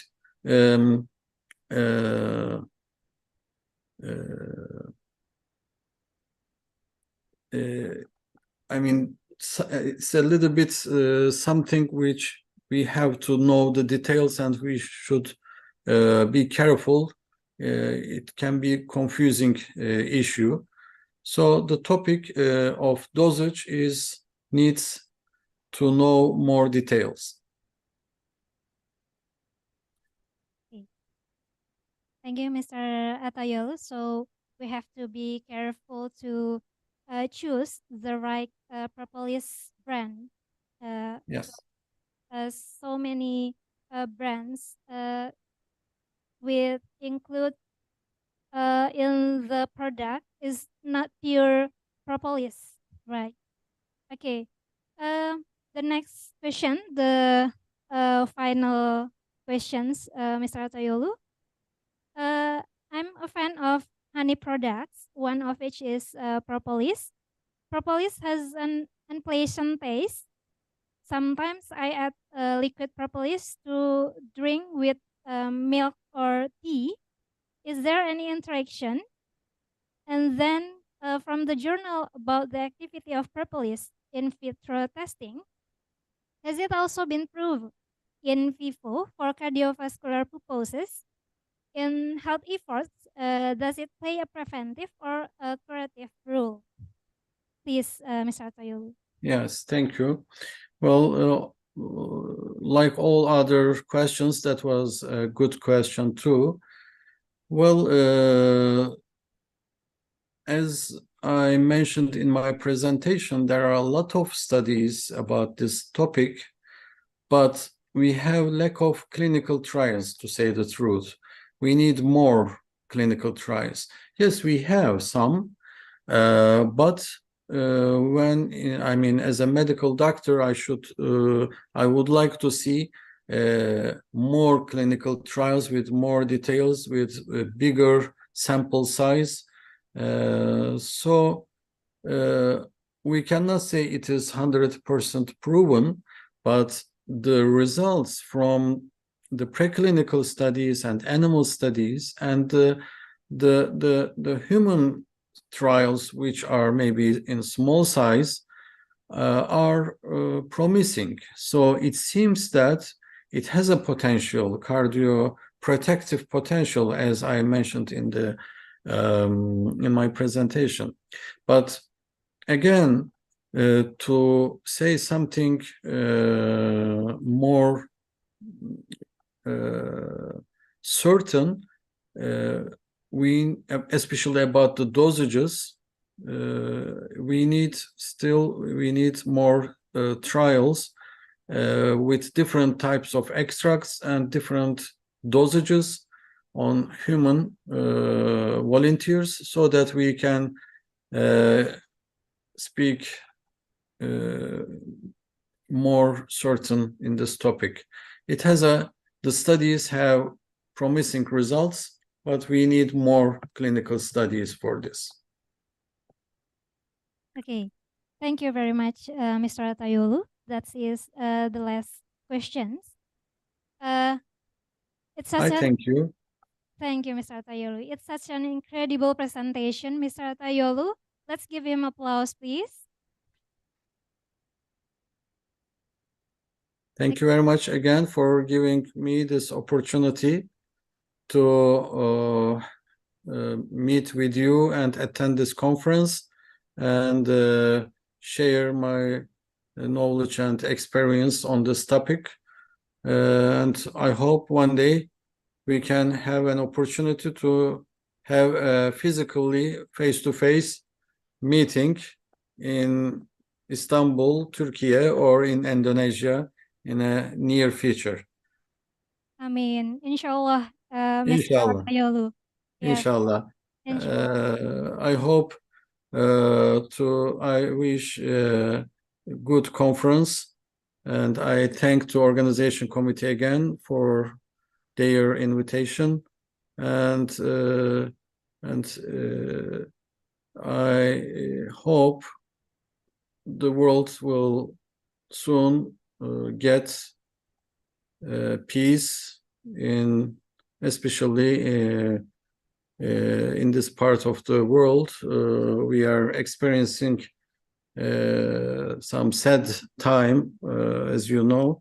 So we should pray all together for the peace in the world. Amin, amin. Inshallah, Amin. Mr. Atayolu. Inshallah. Mr. Atayolu, may you stay for a moment, please? We'll give you a certificate and we will take a picture together. Committee, are you ready? Okay. This is the certificate for you, Mr. Atayolu. Thank you for your coming and sharing with us today. Hopefully, Thank you. I appreciate. yes, hopefully in the future we can collaborate in maybe in research with Turkey and with Mr. Atayolu. Thank you, Mr. Atayolu. Thank you. With this opportunity, I also would like to say one more thing, that we have in our university, the traditional and complementary medicine department, and we have PhD programs as well. From different departments, we accept students from medicine, from pharmacy, from diets, nutritions, from different fields. We accept PhD students, so most welcome for Indonesian colleagues as well. Thank you. Thank you very much, Mr. Atayolu. Alhamdulillah, it's a great chance to us. Later, we will be communicate with you more about that program. Okay. Thank you very much. Thank you, Mr. Atayolu. See you. Okay. For the next session,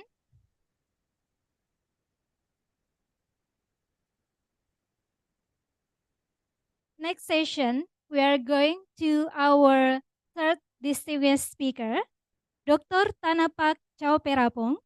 He is from Thailand, graduated from Mahidol University, and now he is an instructor and vice head of postgraduate study of Siriraj Center of Applied.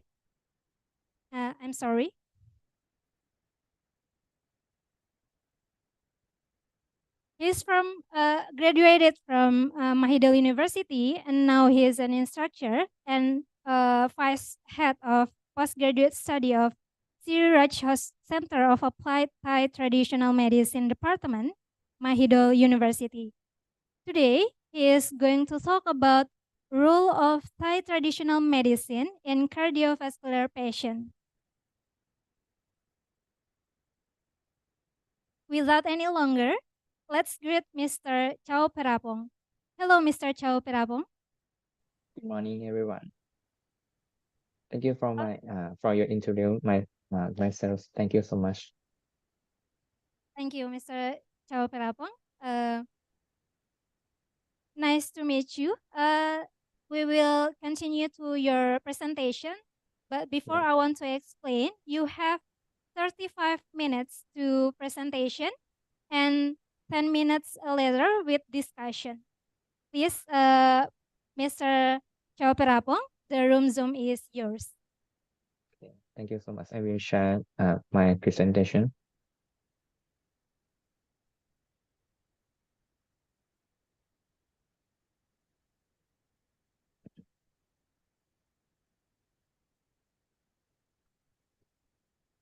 Okay, have you seen my presentation? Yes, it's clear on screen. Okay. Okay, I will start. Good morning, ladies and gentlemen. My name is Dr. Thanapak Chowperapong. I am a doctor of applied traditional medicine at the Siriraj Center of Applied Thai Traditional Medicine, Sirat Hospital from Thailand. I'm pleased to be here to talk about the role of Thai traditional medicine in the cardiovascular disease. This topic today we have consists 4 main points, which are first, the basic of principle of Thai traditional medicine.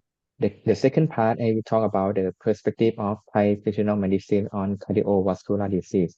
And third part, we talk about the Thai traditional medicine principle for treat patient with cardiovascular disease. And the last session, I will talk about the case study of cardiovascular disease for treated by Thai traditional medicine.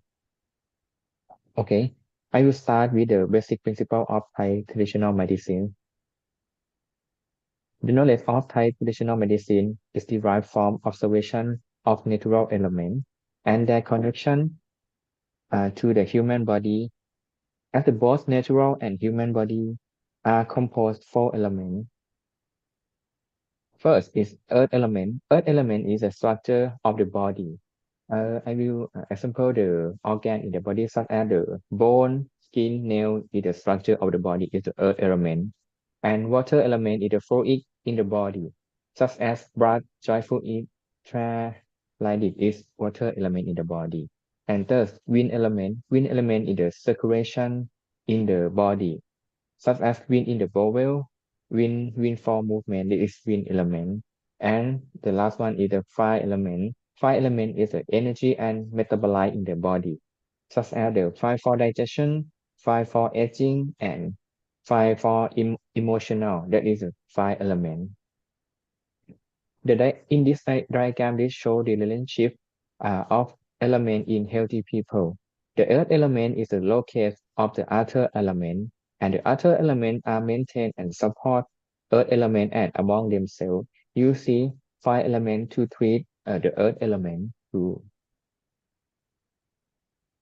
And we try to describe the function of element by using blood vessel model. We compare the earth element I tell you the earth element is structure of the body and structure of the organ. I show you the blood vessel is the earth element, and in the blood vessel that contain the blood. Blood is the water element, and when the blood was circulated, we compare with wind element, and in the blood circulation, accord heat from kinetic energy, we compare with fire element. So if one element malfunction, it can lead to illness in Thai traditional medicine, and that's called element imbalance. The cause of illness in Thai traditional medicine are derived from 2 factors. The first factor is internal factor, including dominant body element. The dominant body element, which have 2 types. The first is birthday dominant body element. We access from the birthday, and the second type is a character body element. We access from the general appearance and character and behavior. And the internal factor is have the defective body element and age.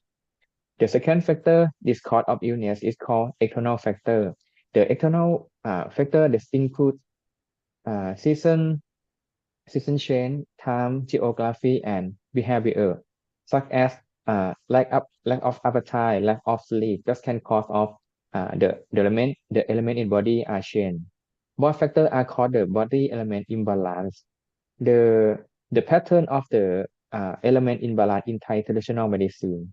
There are key types. The first, I will talk about the increase. Increase is mean the element have high function or large quantity. And the second is decrease. Decrease is mean low function or small quantity. And disable. Disable is mean normal quantity, but does not perform the function. I will example for easy that in patient who have a fever and high body temperature. In terms of Thai traditional medicine, is being interpreted that the fire element has increased. For the clinical practice in Thai traditional medicines, there are processes similar to those in Western medicine. We start with The process starts with history taking and physical examination, and we evaluation about the element and dominant body element, and we diagnosis and we treatment by in concept by treat called prevent and balance the element, and we clip and we follow the symptom. This is the clinical practice in Thai traditional medicine. For diagnosis, there are many aspects to diagnosis in Thai traditional medicine, such as 42 elements,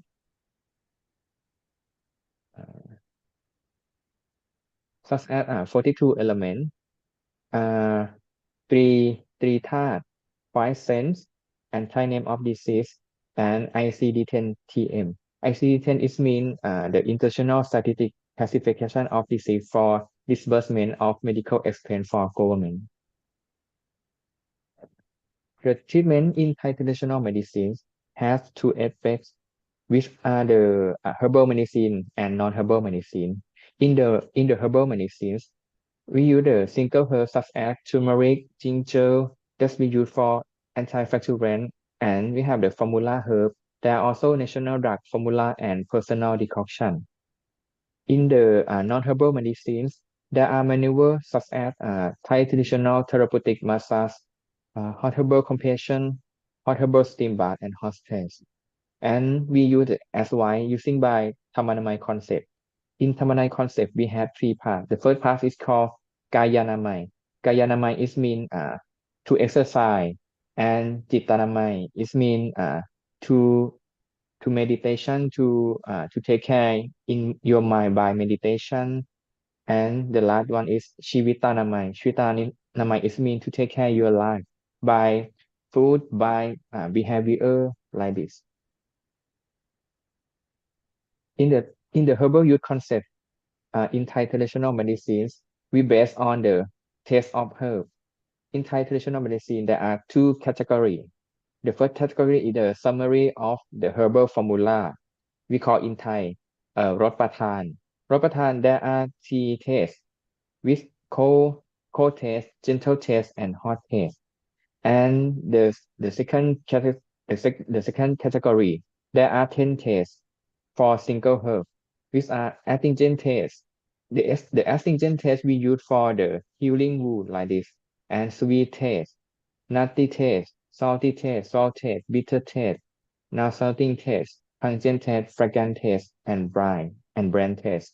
In the patient who have the cardiovascular disease, we treat by use the gentle taste and fragrant taste. Okay, in the first part we talk about the basic concept of Thai traditional medicine, and next we will move on the perspective of Thai traditional medicines on cardiovascular disease. The perspective of Thai traditional medicine in the Thai traditional medicine scripture. The scripture is named Visuddhimagga. The Visuddhimagga is have the definition of the organ. This define and describe the shape and the color of the heart. In the refer to the scripture, the heart is shaped and color similar to the lotus flower, and interior of the resemble like the bitter gourd, and the bud is a rocket inside the heart, and the situated in the middle of the chest. And the scripture just tell the character, the shape, the color, the place of the heart. And moreover, in the blood vessel in the term of Western medicine, there is no word in Thai traditional medicine scripture, but we compare the process compared to the word is sen or line, and the sen or line classified to be the earth element, and we have the theory about the sensitive or 10 major line. As the line pass through the different organ and line run through the heart, we call Sumana line. You see in the picture is the line of Sumana line. The Sumana line is derived from the navel, pass through the epigastrium, chest, throat, and end to the base of tongue. And the blood vessel in Thai traditional medicine is control the flow of blood, wind, and heat within the body, namely Hatthai Vata. You see, I will tell you in the first slide of the basic concept of Thai traditional medicine. The vein element is control the circulation. The name of Hatthai Vata is the wind is blowing from the heart to circulate the blood to spread the whole of body. And we have the one element that control the about the heart. It's called Parithai Haki. Parithai Haki is 5 elements and it's control emotional and states of human being.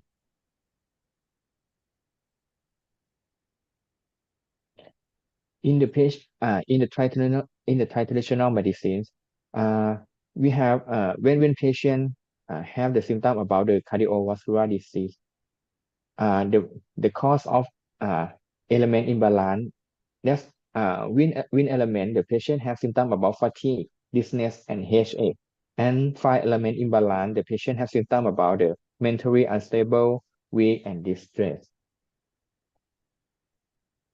We will comparing the symptom of cardiovascular disease with the abnormality of element according to the Thai traditional medicine. The myocardial ischemic is a Western disease. We compare with earth element, disable, and chest pain. We compare with wind element, and heart tube is wind element. Tachycardia is wind element. Fatigue and tired wind element, and swollen legs is the cause of heart disease. We compare with water element, and fainting and dizziness we compare with wind element. Is the perspective of Thai traditional medicine. And we will move next to the treatment of the Thai cardiovascular disease with Thai traditional medicine. In the cardiovascular disease, in my clinical practice, we start with history taking. We define and we explore the cover all the cause and external and internal factors such as element, season change, age, time, geography, and behavior for you to the and physical examination to gather information, and we analyze the cause of disease. I will show you in the case study. And we physical examination at the eye, forehead, pale, mouth, dry, throat ulcer, and throat. You see red and pale, and tongue. We check for the black, red, pale, white, yellow. We check color of the tongue. That represent the element of body that's imbalance. And we diagnosis in the general diagnosis of cardiovascular disease. We can diagnose for T thing. The first is Hattayang Pikan. It means heart is disabled. Hatthai Vata Pikan is mean wind from the heart is disabled. And Parithai Haki Pikan is mean fly on the heart is disabled. And treatment in Thai traditional medicine, we use herbal medicine. We can use fragrant test and gentle test.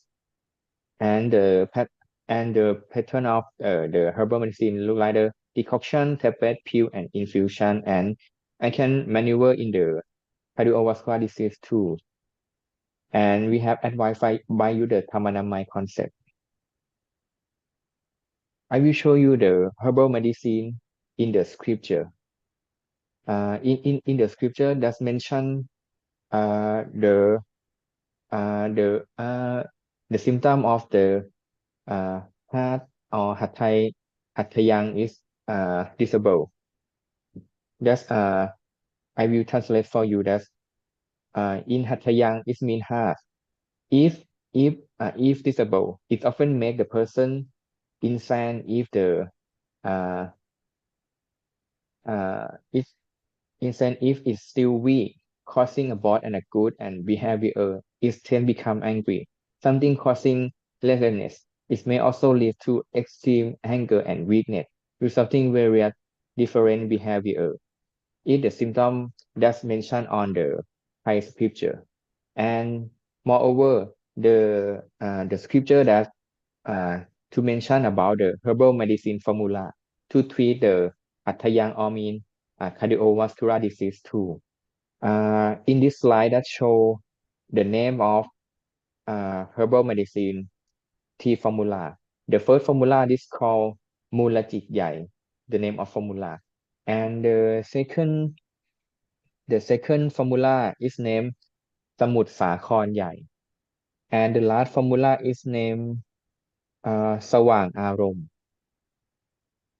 The component of the herbal formula this is from the flower such as the jasmine, lotus, and we have the wood that have the volatile oil. And there are some the hot taste that can use in this formula. And moreover, the drug, the drug in the scripture, there are also drugs in the Thai list, the national formulary with at Thai list. We use in gentle taste, which are used for fatigue, tiredness, heart palpitation, including we call it the name Thai ยาหอมทิพย์โอสถยาหอมเทพจิตยาหอมนวโกฏยาหอมแก้ลมวิงเวียนยาหอมอินทจักร the word is ยาหอมยาหอม is look like the herbal medicine have the good smell and best smell too when you inhale it when you eat you feel fresh you feel better when you have the symptom they call ยาหอม and I will example about the ยาหอมนวโกฏ the indication of ยาหอมนวโกฏ is relief dizziness vomiting relief fatigue after sickness dosage and instruction for ยาหอมนวโกฏ you can eat 4 tablets 3 times a day before meal or when you have the symptom you can have the ยาหอมนวโกฏ the ingredient of ยาหอมนวโกฏ the primary ingredient are fragrant taste and second ingredient are hot taste and bitter taste the major or the รสประทาน is gentle taste we are analyze the component of ยาหอมนวโกฏ the component of ยาหอมนวโกฏ we separate we category for the 6 case of the component the first component is fragrant taste fragrant taste is used for relief fatigue heart tonic and bitter taste we use for relief fever promote appetite and hot taste we use to relieve colic expel gas in the bowel and increase digestion and sweet taste is body tonic and relief diaphragm and sour taste we use for mild laxative you see in the one of the herbal formula it has many tastes in the formula in Thai traditional medicine we can use the ยาหอม in many symptoms such as cardiovascular disease such as after you sickness you can use for to empower to refresh your body like this and sometimes we use for when you have the dyspepsia you can use ยาหอม to release the wind in the bowel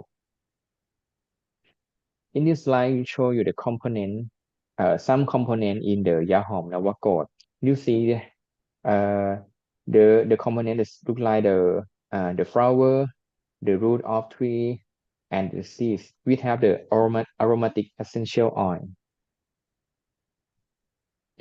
and the question for ยาหอมavoid to use with anticoagulant and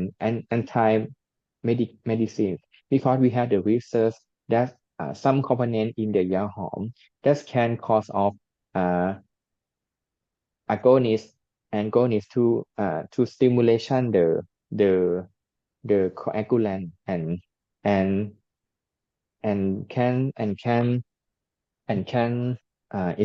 can increase the effect of antiplatelet medicine and avoid use in patient with have the flower and pollen allergy and special caution for ยาหอมเทพจิต and ยาหอมทิพย์โอสถ That's avoid to use the continually because in the Yahom Tepatit and Yahom Tip also there are component of the camphor.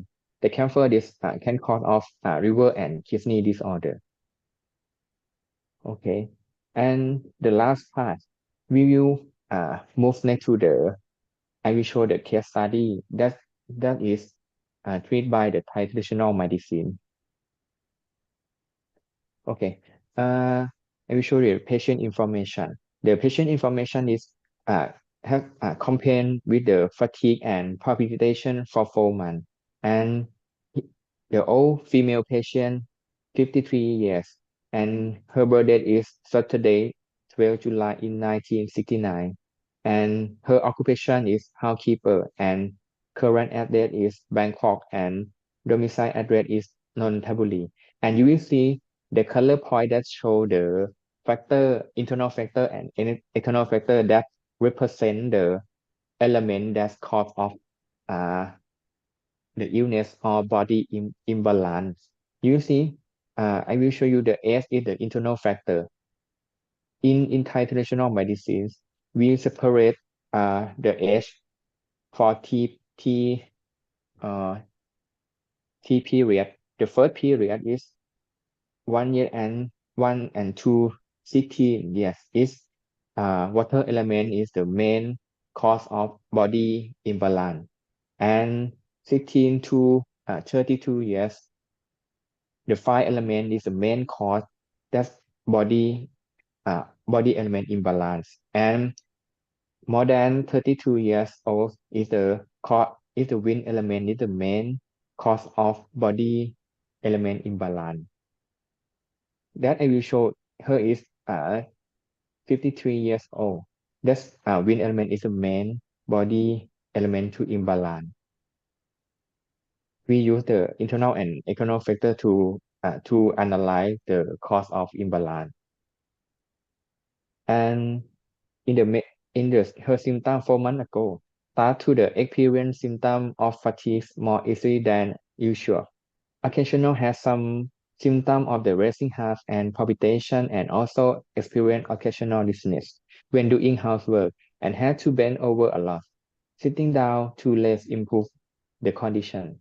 The patient has observed that symptoms of racing heart and palpitation often occur in the evening, and which the symptoms resolve on their own. No specific relief measure has been employed other than resting. The patient has difficulty sleeping soundly, often waking up in the middle of the night.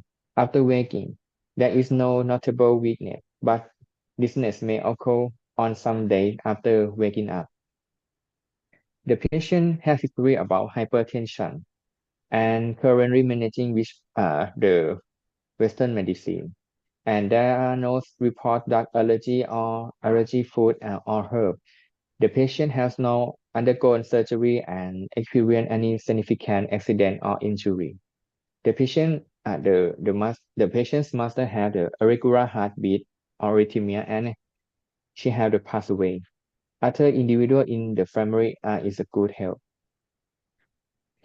And the personal history.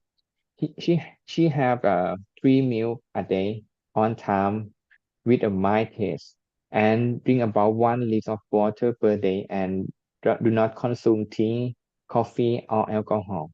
And her urinate is about 4 to 5 times a day with no burning sensation, and the urinate once during the night, and bowel movements 1 a day without any difficulty. The sleep for appropriate 6 to 7 hours a day, and she sleep 20 to 30 to 5, and wake up one in the middle of the night around tea, but can fall back sleep. Although lately her sleep hasn't been very restful. She has some stress related to a relative illness, and don't engage in physical exercise and smoking. And monthly period has ended when she was 45 years old, and has experienced menopause symptom at the beginning, but now is not symptom, and she do not take any hormone medication after period end, and before her period is end, it was regular and occur about every 20 years and feel irritable and easily hungry before getting the period, but do not experience any stomach pain during the periods. This is a physical examination. She is the normal normal vital size, and when we prepare the pulse is regular, and we assess the wind dominant and general appearance. She is alert and a little bit pale complexion. The summary of problem in this case. Her problem is have the symptom of fatigue, palpitation, and occasional dizziness, headache, difficult sleep, and wake up in the middle of the night, and feel anxious about her illness, and drink very a little water, and the complexion is slightly pale, and weight is below standard. And after we obtain all information of the patient from history taking and physical examination, we use the information to analyze the disease. Performed according to Thai traditional medicine. In this particular patient, I found the factor promoting in disease composed of following element score. You will see this the factor internal and external factor, and we check the element that the cause of element imbalance. The patient he born in Saturday is fire element, and July is water element, and dominant body element is wind element, and her age is wind element, and time period is wind element, and season is fire element, geography is wind element, and behavior have stress and insomnia is fire element, and we calculate the point, the score of the element in body that imbalance. That's we following the score is fire element is T point, what wind element is 5 point, water element is 1 point, and earth element is 0 point. That in this patient, the wind element is the major cause.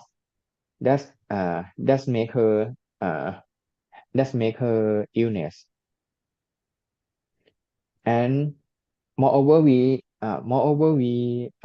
use the information from the general information, internal and external factor to the analyze, and we use the symptom of her to the calculate too. The fatigue easy is the element wind element this decrease.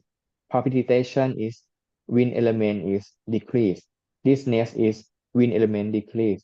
And restless sleep and waking up middle of the night is wind and fire element is increase.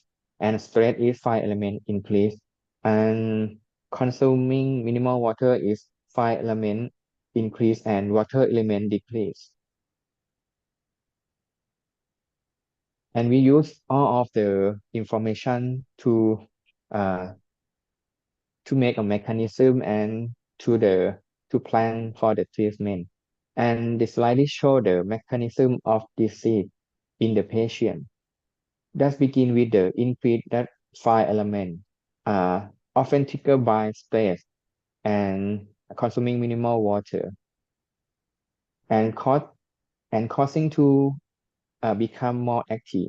Additionally, age-related factor contribute to the imbalance in the water element, leading to decrease in the function. This imbalance is 3 element ultimate effect of the earth element. Sorry, of the earth element, and impacting both of the heart and blood vessel. This in turn influence the wind element, resulting to the symptom weakness and palpitation. For the diagnosis in Thai traditional medicine, for 42 elements, we diagnosis is a Hattayang Pikan, and 3 That we diagnosis is wind element, and 5 sense we We diagnose is Antaroho. Antaroho is mean disease in the body. And Thai name of disease, we diagnose is Sukhumvata Pikan. In the category of wind disease, we category into group. The first group we call Sukhumvata Pikan. It means the wind that's cause of dizziness, headache, like this. Call in Thai ลมกองละเอียด and call in Thai สุขุมวาตพิการ and the second category is Olalika Vata. Olalika Vata is the wind is cause of the facturant and stomach ache like this. Call in Thai Olalika or ลมกองหยาบ กองหยาบ is mean the wind is the rag like this. And in ICD-10, we diagnose it is Sukhumvata Pikan. In this patient, we use the ยาหอมเทพจิต herbal formula and take tea tablet at the time before meal in the morning and the noon and the evening and before bedtime. And lifestyle modification such as the take adequate rest and care for mentoring exercise, drinking water enough and avoiding constipation like this. And we use food and we use the ยาหอมเทพจิต in ยาหอมเทพจิต we have the 5 tests of the component in this ยาหอม the main test is fragrance test and bitter taste, pungent taste, sweet taste, and astringent taste. And summary case, the patient has experienced easy fatigue and heart palpitation due to imbalance the element. Earth element is Hattayang, is mean heart. And water element is Lohitang. Wind element is Utangkamawata, is mean outward wind. And fire is Parithai Haki, is fire in heart. And the principle of treatment, we use the herbal medicine gentle test to balance the wind element in the body and increase the circulation. After taking the medicine, the symptom of fatigue and heart palpitation has reduced and ability to sleep has improved. The conclusion on this session, the disease in Thai traditional medicine are the caused by elements that imbalance with cardiovascular disease are mainly caused by wind and fire element. That is a Hatthai Vata and Parithai Haki. The symptom of element imbalance in cardiovascular disease are fatigue, heart and headache and dizziness like this. For the treatment, we use the herbal medicine that have the gentle taste and used to treat the disease caused by wind, and we use the fragrant taste can cure the disease caused by fire element. And the last, we will to leave the message for the TTM is an art, is the not massage, is the not herb. TTM is the treating, enhancing, preventing, and rehabilitating health with Thai wisdom, Thai culture, and Thai way of life. And it is the whole of the role of Thai traditional medicine in the cardiovascular disease. Thank you for your attention. If any question, I will be pleased to answer them. Thank you so much. Thank you so much, Mr. Chao Perapong. Please give applause for Mr. Chao Perapong.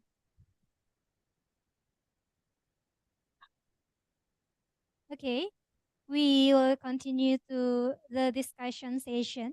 Please, for our audience who wants to ask, you can raise your hand.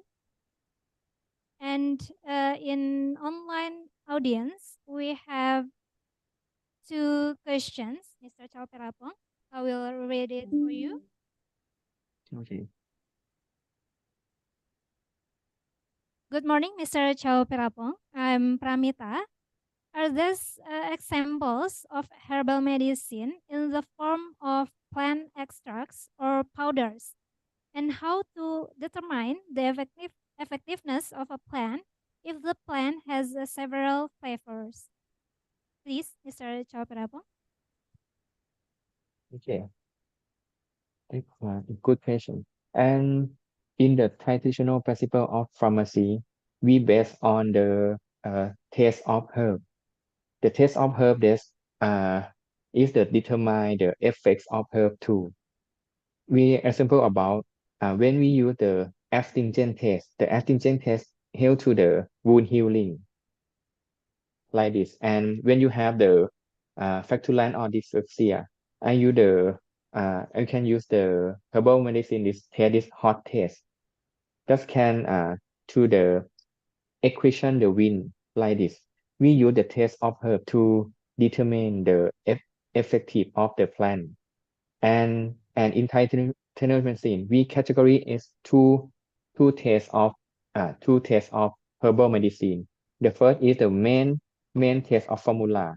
We call in Thai รสประทาน รสประทาน is summary of the formula. There are three tests: hot test, gentle test, and cold test. In hot test, we use for the dyspepsia like that, and cold test we use in the patient have the fever, and the gentle test this we use in this cardiovascular disease. The patient will have the dizziness or like this we use this. And the second category we have the night test. The night test we use to describe the test of the single herb. The night test we use for the single herb. That's when we prescribe the herbal medicine to the patient.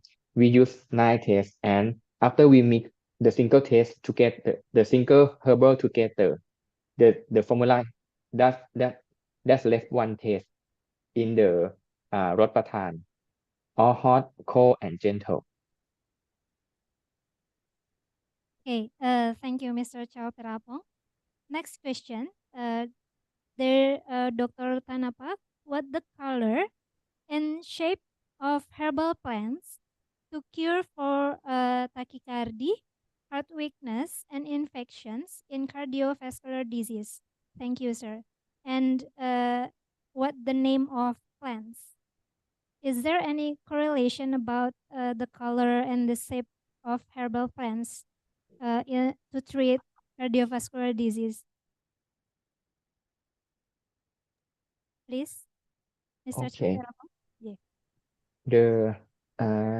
The herbal medicine that's I answer you this question. That's the determine of the herb that's not determining to the shape, not determining the color. That's up to the we determine the effect from the taste of herb only, not the color, not the shape. Okay, thank you. That's depend on the constituent in the plants, right? Depend on the Yes. constituent on the Yes, plant. yes. Thank you. We have the last question. From Agus Winarso. What element, according of TTM, caused the disease of arrhythmia, tachycardia, heart failure, and what herbal to cure? Okay. That we compare this. I will tell you in Thai traditional medicine not have the name of disease in the Western medicine such as arrhythmia, tachycardia, failed heart. But we compare with the Thai traditional medicine principle by we use the element body theory. Okay. In the patient we have the arrhythmia, tachycardia, and heart failure. Arrhythmia in tachycardia, I will tell you that the wind element in the body, that the control the circulation, control the movement of the body, control of the heartbeat like this. When patient have the arrhythmia, tachycardia, and heart failure, the element that's according to this disease is wind element, this cause. And I think other element that have effect to the wind, other element have the effect to the disease too, but the wind element is the main cause of the disease. And when patient have and link to the herbal medicine to treat it, and the patient have the wind element have the imbalance, we use the herbal medicine test either fragrant test or gentle test, such as the lotus leaf, lotus stamen, and flower, and the wood was called in Thai. I'm not sure for the name in the Indonesia. In Thai is called Krisana. Krisana, and the wood that have good smell that can help to the balance the wind element in the disease. Okay. Thank you, Mr. Chao Perapong. It was a great answer and presentation. Let's give him applause once more, please. My conclusion of your presentation is that TTM basically follow the principle of the concept of body elements, such as earth is a blood vessel, water is blood itself, wine is a circulation, and fire is the body head. Then the treatment in TTM use herbal medicine and non-herbal medicine. In herbal medicine, the example is Yahom Nafakot. It's to cure dizziness, vomiting, release fatigue, and it's have a form of tablet that contain a group of herbal medicine that can help treat every system of the body. Before you leave, Mr.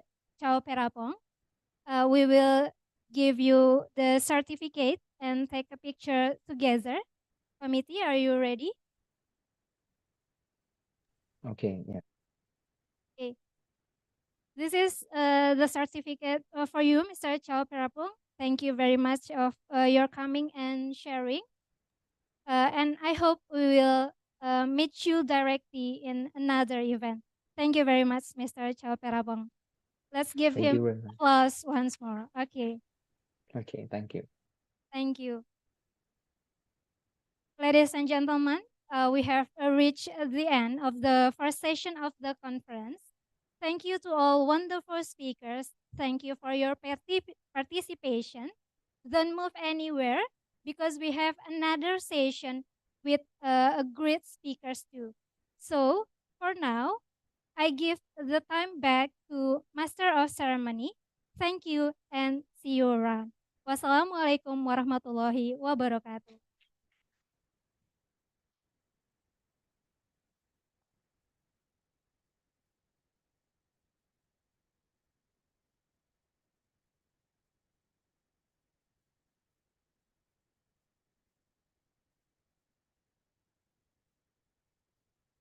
We would like to thank Professor Dr. Nyoman Kertia, Associated Professor Alit Timucin Atayoglu, MD, and Dr. Tanapak Chao Perapong. And if there is another agenda, you are welcome to leave this from Zoom. Thank you. And for Mrs. Apotheker Nur Atika, please come forward, and the organizer will be giving you a certificate.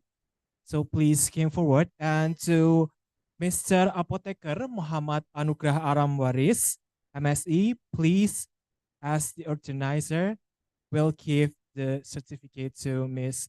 Nur Atika.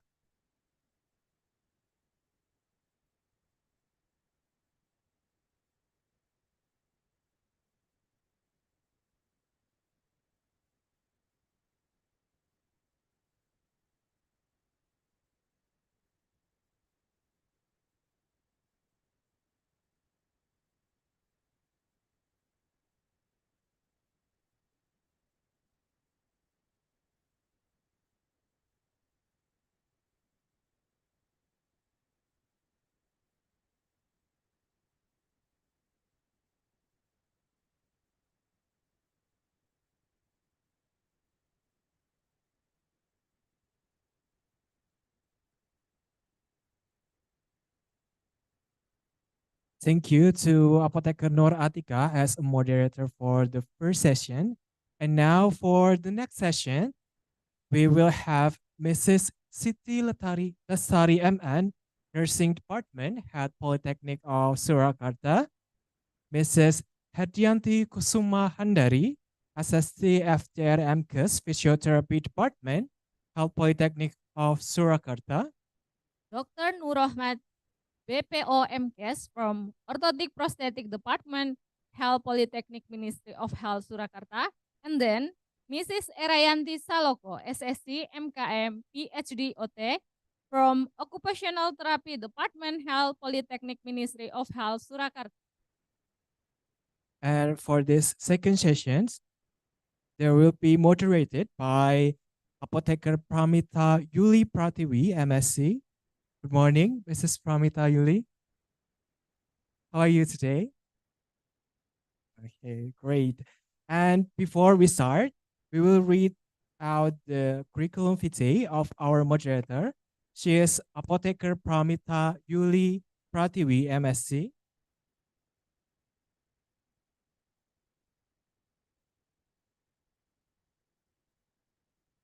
Mrs. Apotheker Pramita Yuli Pratiwi has an education background, graduated from Gajah Mada University, majoring in pharmacy, and has taken the magister program at Gajah Mada University, also majoring in pharmacy and interested in natural science product.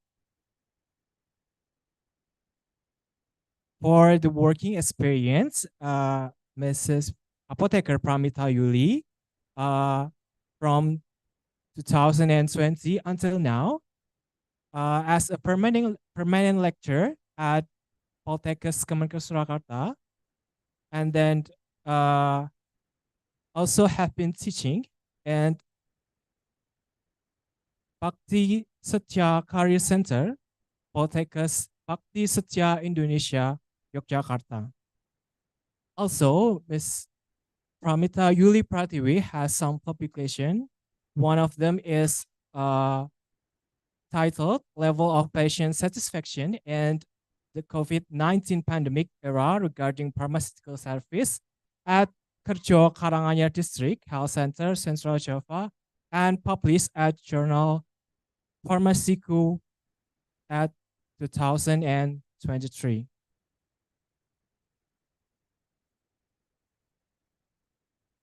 And now, Mrs. Apotheker Pramita Yuli Pratiwi, time is yours.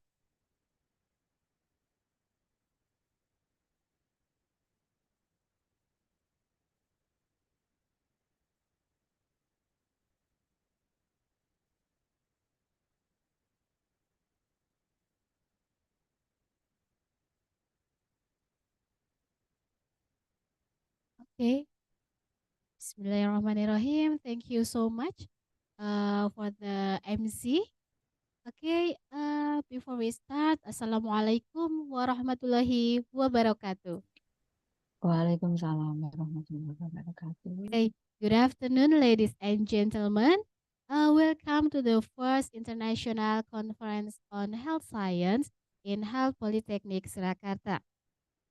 The Honorable Mr. Sudiro S. Kepnes, MBD, Director of Health Polytechnic Ministry of Health Surakarta. The Honorable Mrs. Emi Suryani Emit, as a Chairman of Center of Excellence Pujakusuma, Health Polytechnic Ministry of Health Surakarta, and the Honorable Heads of all Departments of Health Polytechnic Ministry of Health Surakarta, and the Honorable all speakers and all the participants in this first international conference on health science in Poltekkes Surakarta. Ladies and gentlemen, I'm Pramita Yuli Pratiwi, and now I'm going to be your moderator for this session. The second session, there will be 4 speakers here. The speakers are first, Mrs. Siti Lestari MN, Nursing Department Health Polytechnic Ministry of Health Surakarta. And the second speaker is Mrs. Herdianti Kusuma Handari, SST FTR MKes from Physiotherapy Department Health Polytechnic Ministry of Health Surakarta. And the third is Mr. Dr. Nur Rahmat, PPO MKes from Orthotics and Prosthetic Department Health Polytechnic Ministry of Health Surakarta. And the fourth, Mrs. Arayanti Saloko, SSD, MKM PhD OT, Occupational Therapy Department, Health Polytechnic Ministry of Health Surakarta. Okay, ladies and gentlemen, each speaker has 20 minutes to deliver the presentation. And this conference is conducted during online and offline. Okay, without further ado, I'm going to the first speaker. The first speaker here is Mrs. Siti Lestari MN. Mrs. Siti, are you with us now? Yes, I'm here. Okay. Okay. How are you today, Mrs. Siti? Good. Thank you. Oh, Alhamdulillah. Thank Uh, you. Is Okay, my voice clear enough? Okay. My voice is clear enough? Clear, very clear. Okay, thank you Okay, so thank much. you. Okay. Okay, Mrs. Siti. Before you deliver your presentation, let me read your profile. Okay.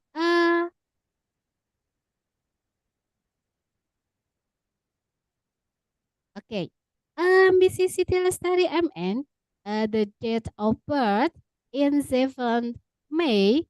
But I'm missing the years here. Okay, it's okay. Okay. The address in Kelurahan Banjarsari, Kota Surakarta. And the education background. She is graduated in studying of doctoral degree, health science, the management and science, University of Malaysia. And she graduated too in Master of Nursing in University of Melbourne, Australia in 2003. And in the same school in University of Melbourne, Australia, she is graduated in Bachelor of Nursing in 2001.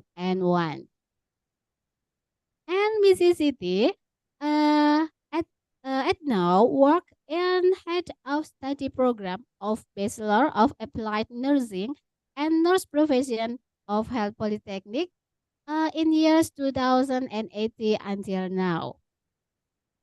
And she has many organization experiences, and one of them is as a division of student affairs and human resources, Association of Nursing Educational Institutions of Indonesia, or IPNI, from 2022 until now. What a great experiences. Okay. That's the profile of Mrs. Siti. All right, Mrs. Siti, you have 20 minutes to deliver your presentation. Are you ready, Mrs. Siti? Yes, I am. Okay, Alhamdulillah. Okay, Mrs. Siti, please welcome. Time is yours.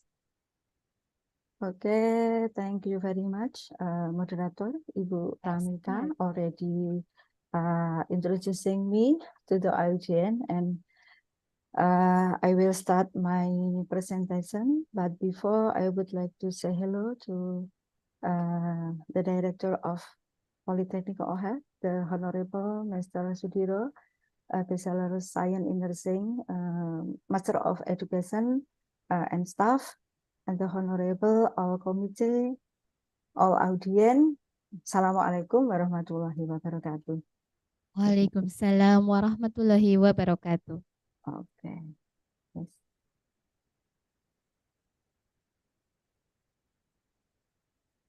Okay. My topic today is different from other topic already conduct yesterday and today, but it's still relating to the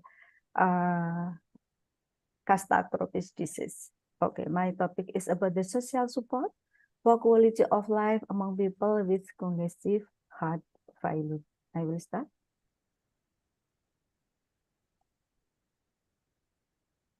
Okay. Yes, it's me already introducing by moderator.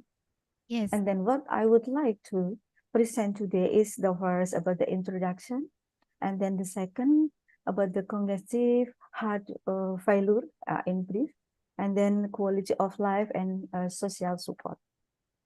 Okay, let me start for the first.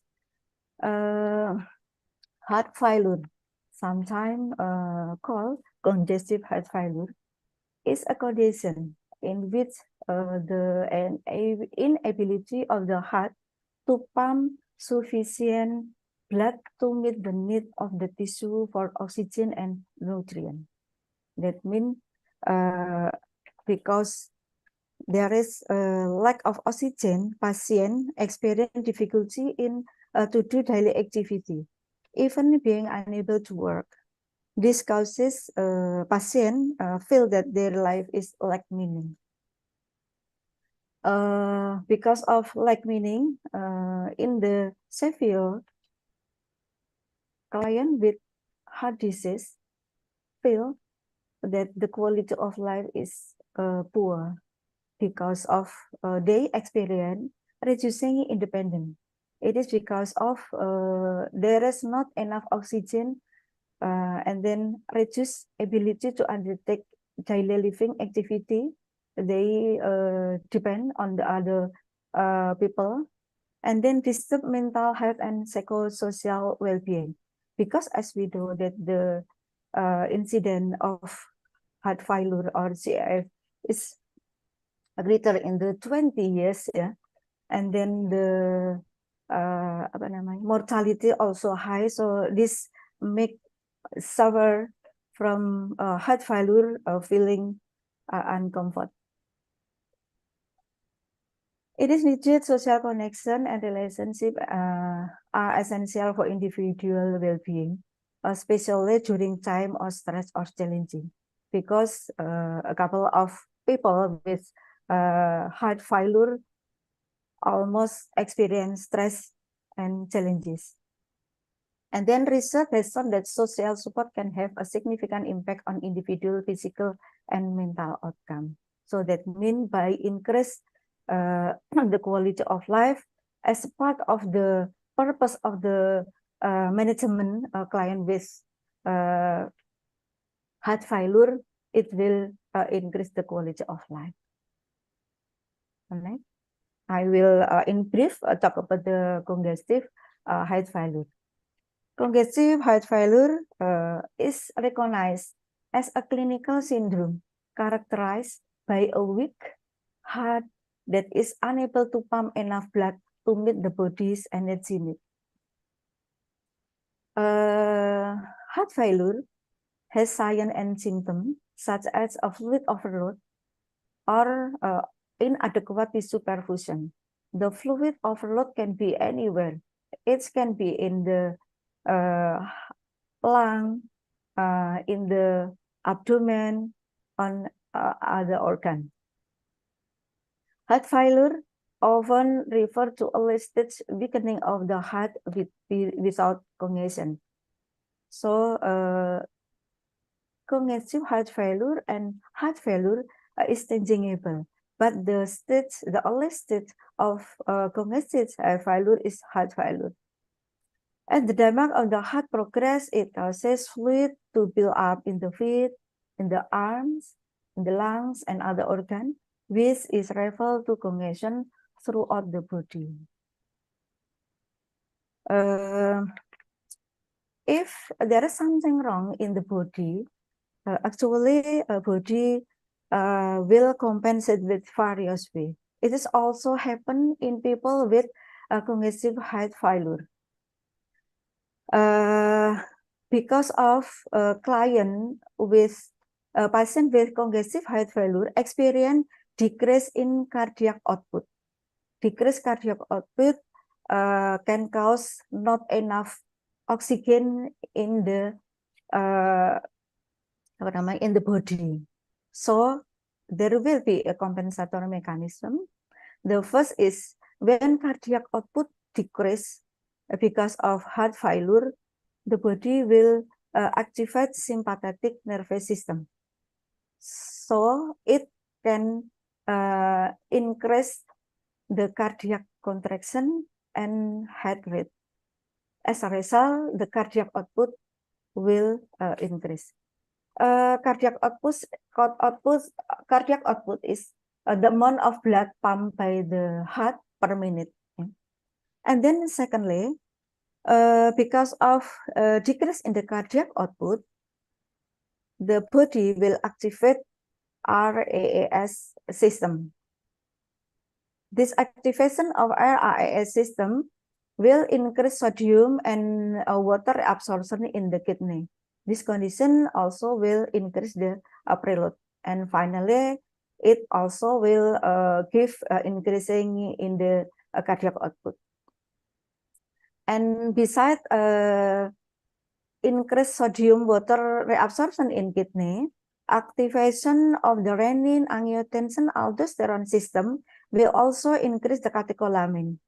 And the increased catecholamine will increase heart rate and cardiac output, cardiac contraction, and it will increase the cardiac output. So the problem, client with cardiac heart failure is inability cardiac to pump the blood or decrease in the cardiac output.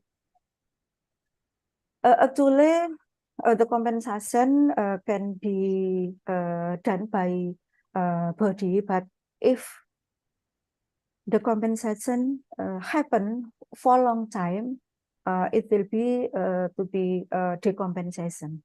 So the heart will be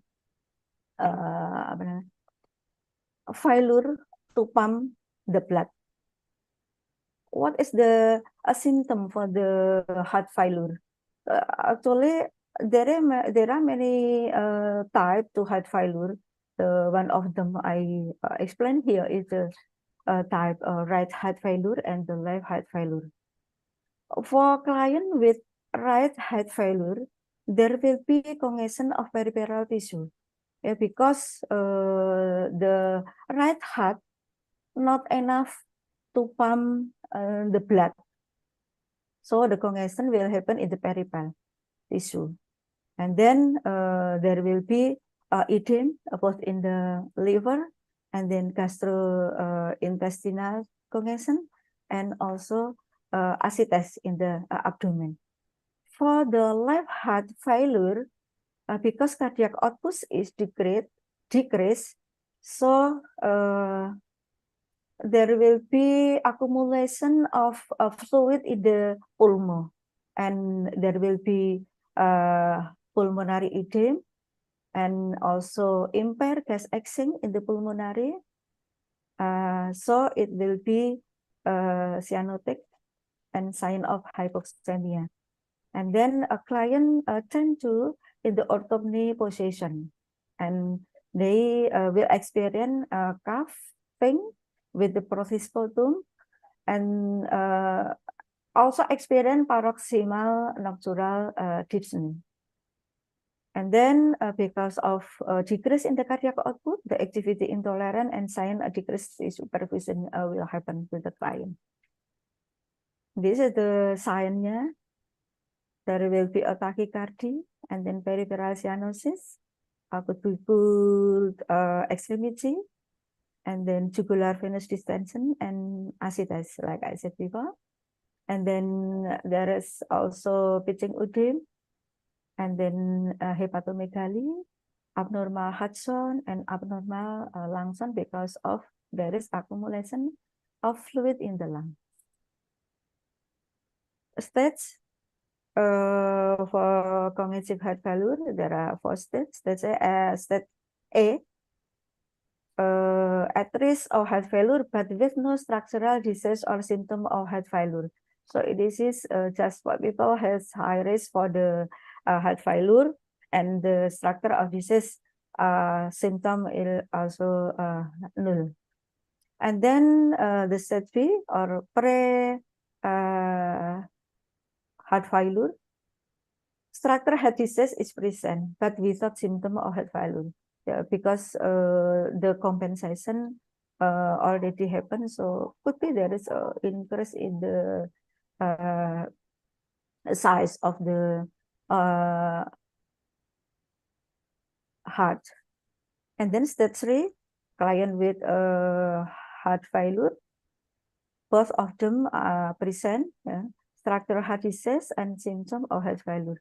And then advanced stage 3, severe refractory heart failure. This is the state. So the quality of life also will depend on this stage. For client with severe condition, it will experience poor quality of life.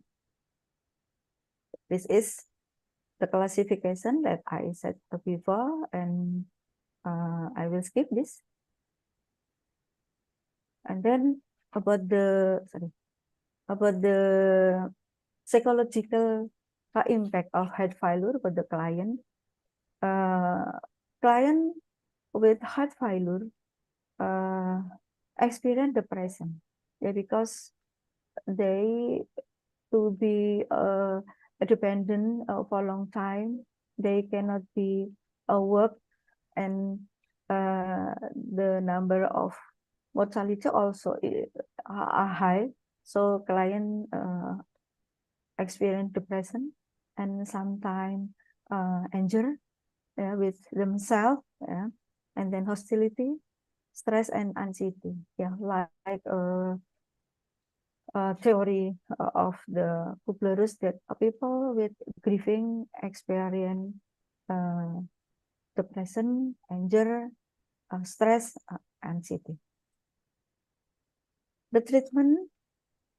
This is the treatment especially for the medical, but I would like to try to find another treatment in this case about social support. And for yesterday, I followed the seminar. There are many traditional therapy to handle a client with heart disease. Could be for the congestive heart disease, also can be implemented in them. And overall, management of congestion heart failure is to relieve patient symptom, such as coughing and then dyspnea or something like that. And then the second is to improve functional status and quality of life. So it is important for all health provider, health professional to help client to improve the quality of life and then to extend survival. So how about the quality of life? As I said before, that the management, one of the goal of the management client with GHF is to improve the quality of life. Okay, quality of life based on the definition from the WHO. Quality of life is individual perception of their position in the life in the context of the culture in which they live and in relation to their goal, their expectation, their standard, and their concern. The definition reflects the view that quality of life refers to a subjective evaluation, which is embedded in a cultural, social, and environmental context. So the component of quality of life, it can be physical, mental, spiritual, social relation, and environment. One of them could be a client with congestive heart failure, have a disturb in a physical, could be mental, social relation, and could be with the environment because they change their daily of life. What the mean physical health, I mean, the energy and mobility activity of daily living or work capacity. Could be client with CHIF will experience a lack of energy, lack of mobility. That means they will decrease in the quality of life, especially from a physical health. And then for the psychological, such as feeling, fear, depression, self-esteem, thinking, learning, memory, and concentration. This is also will disturb client with congestive heart failure. And for the spiritual, there could be if the client anger with themselves, they cannot be accept the condition could be, it also will impact. And then social relation, such as personal relationship, social support, role in family, profession, and social group of friend and relative. Yeah, because of the changing in the activity of daily living could be the work capacity, they will lose the social relation with other people. And then environment such as physical, could be chemical and biological, and transport, and also home environment. This is part of the component of the quality of life. And client with heart failure could be disturb or experience a lack of quality of life, can be physical, psychological, spiritually, social, or other component. And then what is about, yes? What is about the, yes? A minute again. Okay, yes, I will. How about the social support? Social support refers to the existence and the size of social network and the extent to which the person is connected with a social network, like the number of social ties and the characteristic of social exchange between individuals. Okay, it can be emotional support and can be informational support and instrumental support. Okay. Emotional support involves providing comfort, empathy, and reassurance to individuals during time of stress and difficulty. And for the information support involves providing advices, guidance, and knowledge to help individuals navigate challenging situations. For the instrumental support, it could be assistance provided to meet tangible needs. Instrument support is identified by action that include help with personal and medical care and transportation and meal preparation. The source of social support, it can be from a family member and the community-based source, and also can be institutional sources. Okay, a couple of evidence that social support can increase the quality of life. I'm not make I just make a note that a study from South Korea, from Ethiopia, I mean, and then it is also from Turkey, and then this is from Indonesia, and the last is from the South Korea. This is from Indonesia, and the summary, I can make a conclusion that cognitive heart failure is the inability of the heart to pump sufficient blood to meet the need of the tissue for oxygen and nutrient. And people experience decreasing of quality of life due to the physical and psychological effect of the disease. And then social support can impact of individual well-being that can influence the quality of life. Thank you very much. And I think that's all my presentation today. Okay. Thank you so much, Mrs. Siti, for a great presentation and giving us a new insight. Okay. Before the next session, please give applause for Mrs. Siti for her presentation. Okay, once again, thank you so much for Mrs. Siti. And You are welcome. I'm going to the second speaker in the session. The second speaker is Mrs. Hedianti Kusumahandari, SST FTR MKes. Are you here with me, Mrs. Hedianti? Okay. Yes, I'm here, Mrs. Pramita Uli. Can you hear my voice? Yes, clearly. Okay. Okay, Mrs. Hedianti. How are you today, Mrs. Hedianti? Alhamdulillah, I'm good. How about you? Alhamdulillah, I'm fine too. Okay, thank you so much, Mrs. Hedianti. Okay, thank you for coming here, Mrs. Hedianti. And Yeah. before you deliver your presentation, please let me read your profile.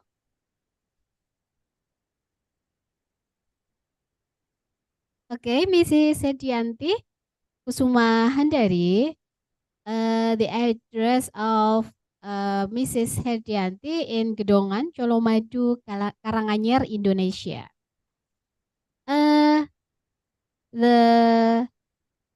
She is graduated from Poltekkes Kemenkes Surakarta with physiotherapy profession in 2018 until 2020. And in 2014 until 2016, she graduated in Magister Ilmu Kesehatan Olahraga in Universitas Airlangga Surabaya. And in 2013, she graduated in Diploma for Physiotherapy in Poltekkes Kemenkes Surakarta. And at now, Mrs. Hedianti worked in Poltekkes Kemenkes Surakarta as a lecturer in physiotherapy department. From 2017 until now, and the other experiences, she is as a reviewer journal Pengabdian Masyarakat Dharma Bakti UNER from 2022 until now, and she in a national classifier para swimming ASEAN Para Games in 2018. There are many publications. One of it is physiological stress is not related to lactic acid level in student in 2023. And there are too much publication that I cannot mention one by one. Okay, Mrs. Hedianti, I already read your profile, and you have 20 minutes to deliver your presentation. Are you ready, Mrs. Hedianti? Yes, I'm ready, Mrs. Pramita Uli. Yes. Okay, Mrs. Hedianti. Now time is yours. Thank you. Yes, thank you. I will share my screen first.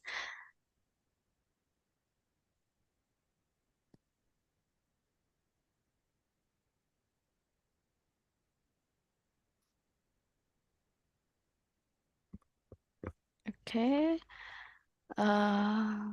Wait. Yeah. Assalamualaikum warahmatullahi wabarakatuh. Waalaikumsalam warahmatullahi wabarakatuh. First, I would say thank you to Poltekkes Surakarta and Traditional Medicine Department that give to me an opportunity to present our research today. Today, I will explain about our research HIIT or intensity internal training and moderate intensity continuous training increase peak blood pressure and sedentary adolescent. Okay, first for the background, sedentary lifestyle is currently a global issue, including in Indonesia. it is estimated that as many as 49% of adolescents, especially in East Java province, are sedentary, based on data in 2018. This can cause a decrease in cardiovascular fitness and increase the risk of developing cardiovascular disease. A person's physical fitness can be assessed from peak blood pressure, and then the exercise that will can be given to prevent or to increase the physical fitness or peak blood pressure is high intensity interval training and moderate intensity continuous training, or MICT. But based on previous research, based on two exercise, still does not really clear which is better between HIIT and MICT in improving fitness based on peak blood pressure. So our research is to find out which is the best between of these two exercise to improve peak blood pressure. And then for the method we use is the design is RCT or randomized control trial. Our research did in September 2022. In this research, we divided the subject into 3 groups. First group is a subject that receive high intensity interval training. The second group receive moderate intensity continuous training, and the third group is control group. This research also have a ethical clearance. And then for the measurement we use in our research is peak blood pressure use sphygmomanometer. And then this is the criteria of the subject. The first is inclusion criteria. For the subject, the age is range from 18 until 21 years. And then they already they are sedentary, they were sedentary activity, cooperative, and signing the informed consent.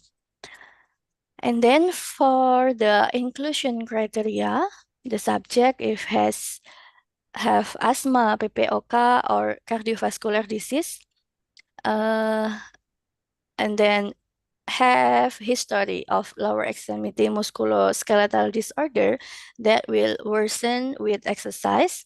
And the last one is if they have resting blood pressure more than 120.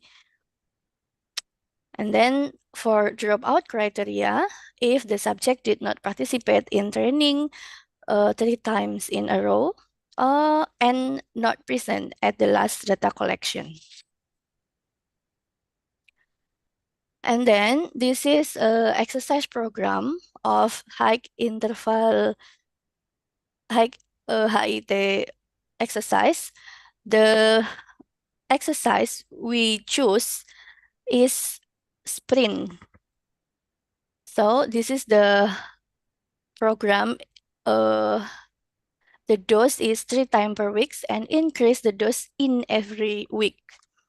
As you can see here, the first, in the beginning, the program start with warming up, and then the subject has to sprint for 8 seconds, continues with 1 minute for jogging or walking, and then continue again with HIIT or sprint, and so on after until almost 15 minutes. In second week, the time is increased, yeah, the dose is increased and so on until 4 week. So, and then this one is exercise program of MICT. For MICT, because this is a moderate intensity continuous training, so we use jogging to exercise, yeah. For MICT, it is almost 30 minutes in every exercise per week. And also every week's the duration, the time of exercise is be increased. So it is in the fourth week, it was almost 40 minutes. Okay. And then for the result, we have 30 subjects. In the beginning until the end of the research, the total subject were 30. And then 30 subject we divided into three groups. And that's mean there's no subject drop out in our research. Then this is a subject characteristic. Based on the subject characteristic, age, and then gender, and then body mass index, and then physical activity level, and then resting heart rate, and then resting systolic blood pressure, resting diastolic blood pressure, and peak systolic blood pressure, peak diastolic blood pressure, and the last one is history of smoking. Nah, based on subject characteristic above, show that all of the groups have no significant difference between the three groups, and we continue to the analysis statistic. In statistic analysis, we can see that p-value for group 1 and group 2 compared with group 3 is less than 0.05. So based on this statistical analysis, we know that between high intensity interval training and moderate intensity continuous training is the same. Okay. And then about the discussion, the result of this study show that HIIT improve fitness and peak blood pressure in sedentary adolescent and is no better than MICT as measured by peak blood pressure. The result of this study are also the same as the result of research by Arboleda Serna in 2019. High intensity interval training could not reach a significant level compared to MICT in diastolic blood pressure. However, several previous studies comparing HIIT with MICT have resulted in a significant increase in blood pressure in the HIIT group. And then there are many factors that cause difference in a result. First is because the dose or the training program in our research is only 4 weeks, and in research by Rekobo-Chuk in 28, they did the research for 6 weeks. And then the subject did the sprint interval training with continuous cycling training. That's a little different with our research. And then the second is instrument is different. The instrument for monitoring intensity when running use oximetry in our research, but it should be use ACG. But yeah, we did not use ACG because not applicable at that time. And then the third is the gender of male and female subject is not evenly distributed.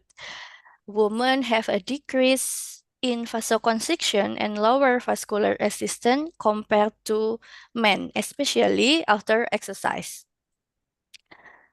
The last one, the fourth, it is because of fatigue factors, yeah, because fatigue before activity can also affect a measure in physical activity endurance, as in research by Greenhouse in 2022. Fatigue in subject before physical activity begins makes subject less interested and less than optimal muscle endurance. This is the mechanism of increased peak blood pressure by high intensity interval training. When we did a high intensity interval training, this is an aerobic system. And then when an aerobic system, there is no there will happen cellular hypoxia, and then it will accumulate oxygen deficit and will stimulate baroreceptor signal to increase sympathetic nervous system and decrease parasympathetic nervous system. And then it will increase contraction of the cardiac muscle and will increase blood pressure, vasoconstriction, and heart rate. This one is mechanism of increased peak blood pressure by moderate intensity continuous training. MICT use aerobic system, so it will increase amount of mitochondria in the cell, and it will increase stroke volume and peak blood pressure. Okay, and then these two physical exercise have an effect on the adaptation of the cardiovascular system. The most important mechanism of adaptation of the cardiovascular system is improving left ventricular contractile function. This increase causes more stroke volume to be produced, so that heart rate, cardiac output, and blood pressure will also automatically increase. And about third group or control group, the control group providing education to the control group about the definition of physical activity, the risk of sedentary behavior, the benefit of physical activity, and recommendation for how much physical activity is needed for health. But there is no effect on increasing peak blood pressure in a control group. Maybe it is because the control group, it tended not to apply the information that have been given by the researcher. Okay, and the last one is conclusion. So in this study, it can be concluded that high intensity interval training and MICT or moderate intensity continuous training are equally effective compared to providing education in increasing peak blood pressure in sedentary adolescents. Okay, thank you. That's all my presentation. Okay. Okay, thank you so much, Mrs. Setianti, for the presentations about its IIT and MICT increase peak blood pressure in sedentary adolescents. Okay, thank you so Yes, much. thank you so And much. yes, you're welcome. And thank you for giving us a new insight and sharing knowledge. And before we going to the second speaker, please give applause for Mrs. Hedianti.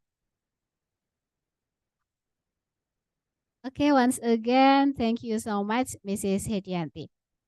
And the next is I'm going to the third speaker in this session, Mr. Dr. Nurrohmat PPO MKes. Hello, Mr. Nurrohmat. Are you with Hello. us now? Yes, thank you. Okay, thank you so much. Before you deliver your presentation, may I read your profile, please? Yes, please. Okay, thank you. Dr. Nurrohmat PPO MKes. He is occupation at now in Health of Department Orthotic Prosthetic, and he is a founder and practitioner of PT Kuspita Orthotic Prosthetic, and he graduated in Doktor Penyuluhan Pembangunan Promosi Kesehatan from Universitas 11 Maret Surakarta. He graduated in S2 Magister Kesehatan Universitas 11 Maret Surakarta and Bachelor of Honors in Prosthetic Orthotic, Pakistan Institute of Prosthetic Orthotic Sciences. And he was born in 11 September 1983, and the address of Mr. Nurrohmat in Banjarsari, Surakarta, Central Java, Indonesia. Okay, from Mississippi, I'm missing the years, and now in profile, I'm missing the picture from Dr. Nurrohmat, but it's okay. Okay, okay, Mr. Nurrohmat, how are you today? Yes, I'm fine, thank you. How are you? Okay, I'm fine, thank you. And all right, you have 20 minutes to deliver your presentation, Mr. Nurrohmat. Yes, Ready? I'm ready. And please, Mr. Alam, to share my PowerPoint presentation. Okay, okay, we will share the presentation for you. Okay, okay, you're welcome, Mr. Nurrohmat. And Mr. Nurrohmat, time is yours, please. Oke, Assalamualaikum warahmatullahi wabarakatuh. Waalaikumsalam warahmatullahi wabarakatuh. Today, I would like to deliver my presentation. This is a challenging topic about the cardiovascular system in prosthesis and orthosis. So my topic is prosthesis and orthosis for the patient with a history of cardiovascular system problem. My name is Nur Ahmad from Poltekkes Kemenkes Surakarta, Department of Prosthetic and Orthotics. Next slide, please. First of all, I would like to share about disability, because this disability is very much concerned with the topic that is a prosthetic and orthotic. Disability is a condition where activities are restricted due to physical, intellectual, mental, sensory limitation for a long period of time. People with disabilities will experience obstacles and difficulties in participating fully and effectively with their surrounding environment based on equal rights. So basically, the disability is happen to many people, especially in Indonesia. So we have to know about disability because prosthetic and orthotic serving the disabled people. There are 4 types of disabilities, namely physical disability. There are amputation, paralysis, paraplegia, stroke, disability due to leprosis, cerebral palsy. This is the most concern for the prosthetic and orthotic. The other type of disabilities are intellectual disabilities, such as Down syndrome, cretinism, etc. And also mental disability, schizophrenia, dementia, bipolar, mental retardation, etc. And the sensory disabilities. Those are visual disabilities, hearing disabilities, and speech disabilities. Next slide. And I would like to share about prosthesis and orthosis to everybody so that people will know about prosthesis and orthosis and then the role in the cardiovascular system. The prosthesis and orthosis are the professional health worker who have the competency to make health aids in the form of orthosis and prosthesis for physical and psychological health based on science and technology to improve health status of individual, group, communities caused by dysfunction of body part and trunk as well as loss of body part, which can result in anatomical, physiological, psychological, and sociological disorder or abnormalities. Those are the prosthetic orthosis. And we know about the orthosis. What is orthosis? Orthosis is a health aid that function for bracing, splinting, and supporting, which is installed outside the body and intended for patient or client who need it. Next, what's about prosthesis? Prosthesis or artificial limb is a limb replacement device that is attached outside the body, intended for the patient or client who need it. Next. What's about prosthetic and orthotic service? Prosthetic and orthotic service is health service for clients who need assistive device for limbs, experience weakness, and other bodily function disorder and or loss of limb with preventive, corrective, curative, and rehabilitative aims, which are carried out in a comprehensive, integrated, and sustainable manner. Next, there are many types of prosthesis for the lower limb amputation. From the picture, we can see the amputation from very low level. Those are foot amputation and transtibial amputation or below knee amputation, and also knee disarticulation, which is amputation through the knee, and transfemoral or above knee amputation, which is happen in the transfemoral bone, and also hip disarticulation amputation, which is happen in the hip articulation. And those are the prosthesis or artificial limb, which is used by the patient. From the left side, that is the transtibial prosthesis, which is prosthesis for the patient with transtibial amputee or below knee amputee. And behind or next to the transtibial amputation, we have a transfemoral amputation prosthesis or transfemoral prosthesis, and also knee disarticulation prosthesis and hip disarticulation prosthesis. These are the prosthesis for the lower limb amputation according to the amputation which is happened to the patient. Next slide, please. And there are prosthesis for the upper limb amputation, which is from the low level amputation from the finger, also from the wrist disarticulation amputation, transradial amputation or below elbow, and transhumeral amputation or above elbow, four-quarter amputation, and shoulder disarticulation.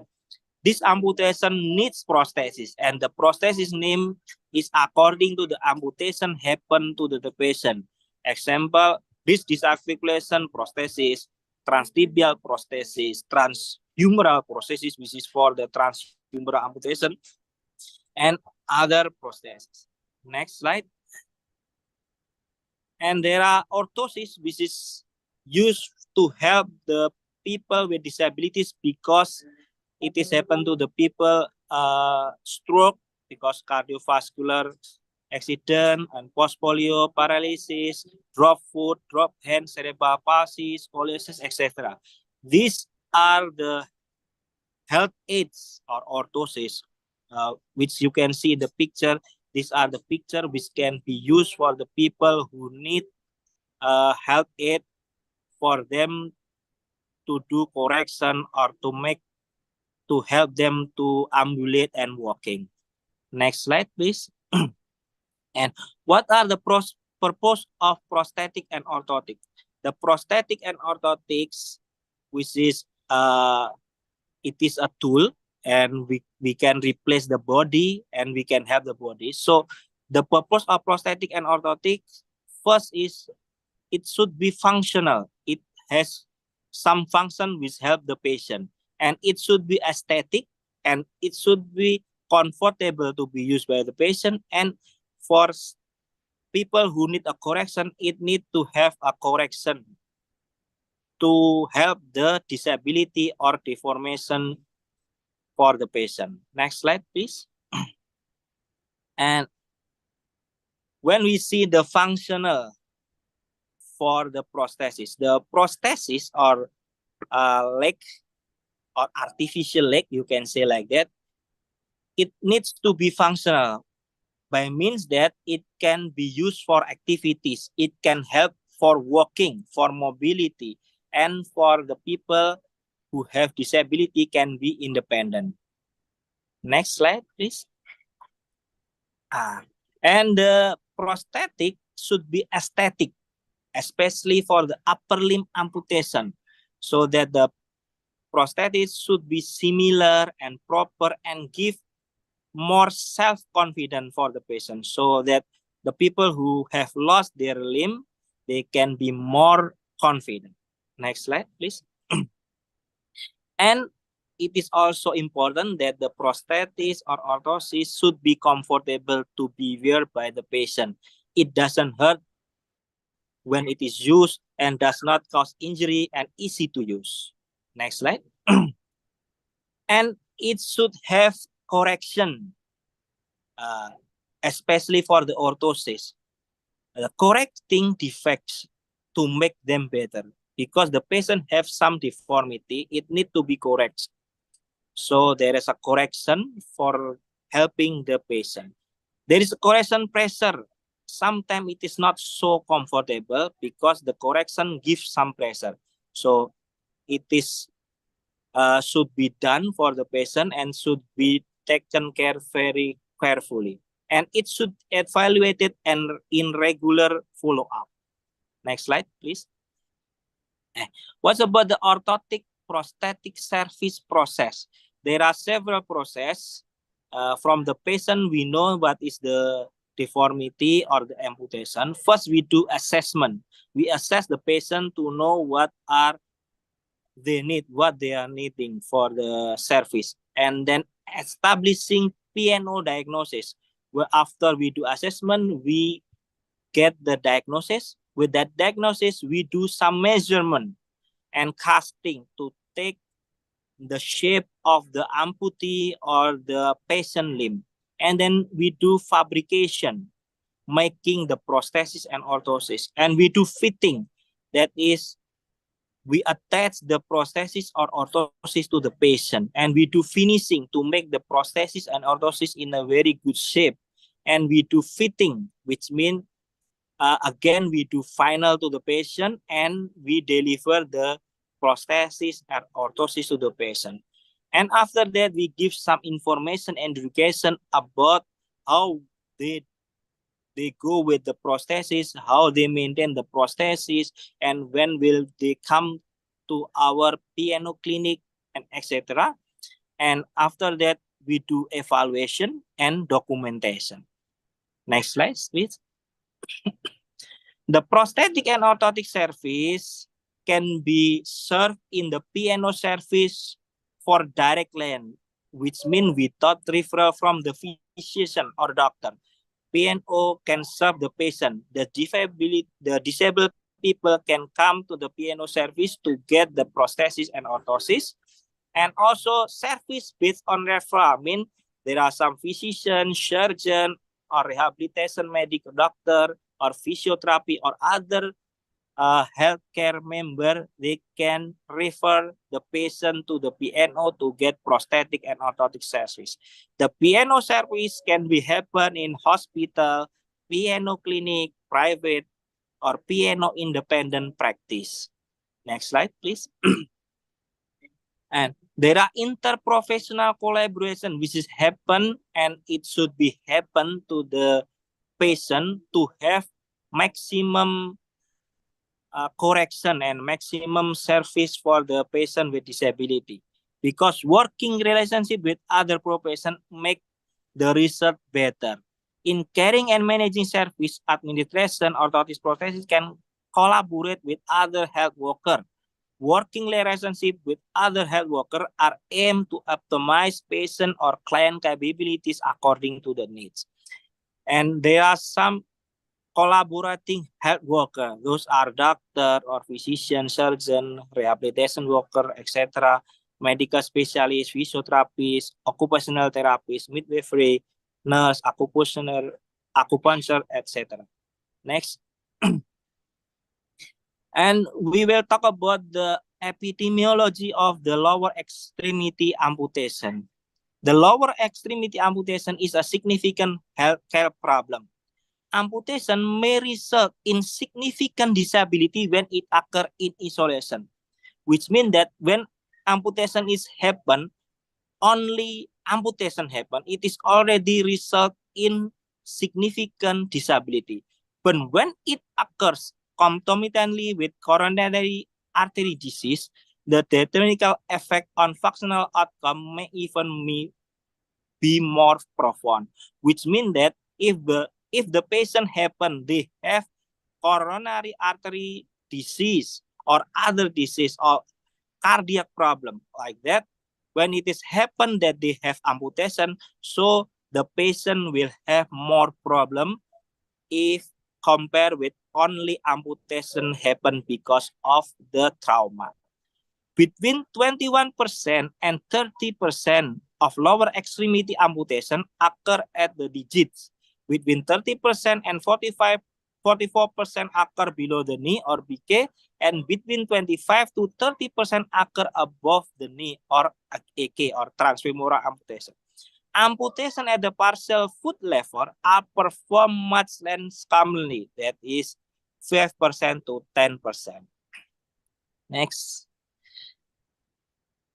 The cause of lower extremity amputation. The cause of lower extremity amputation are related to congenital limb deficiency.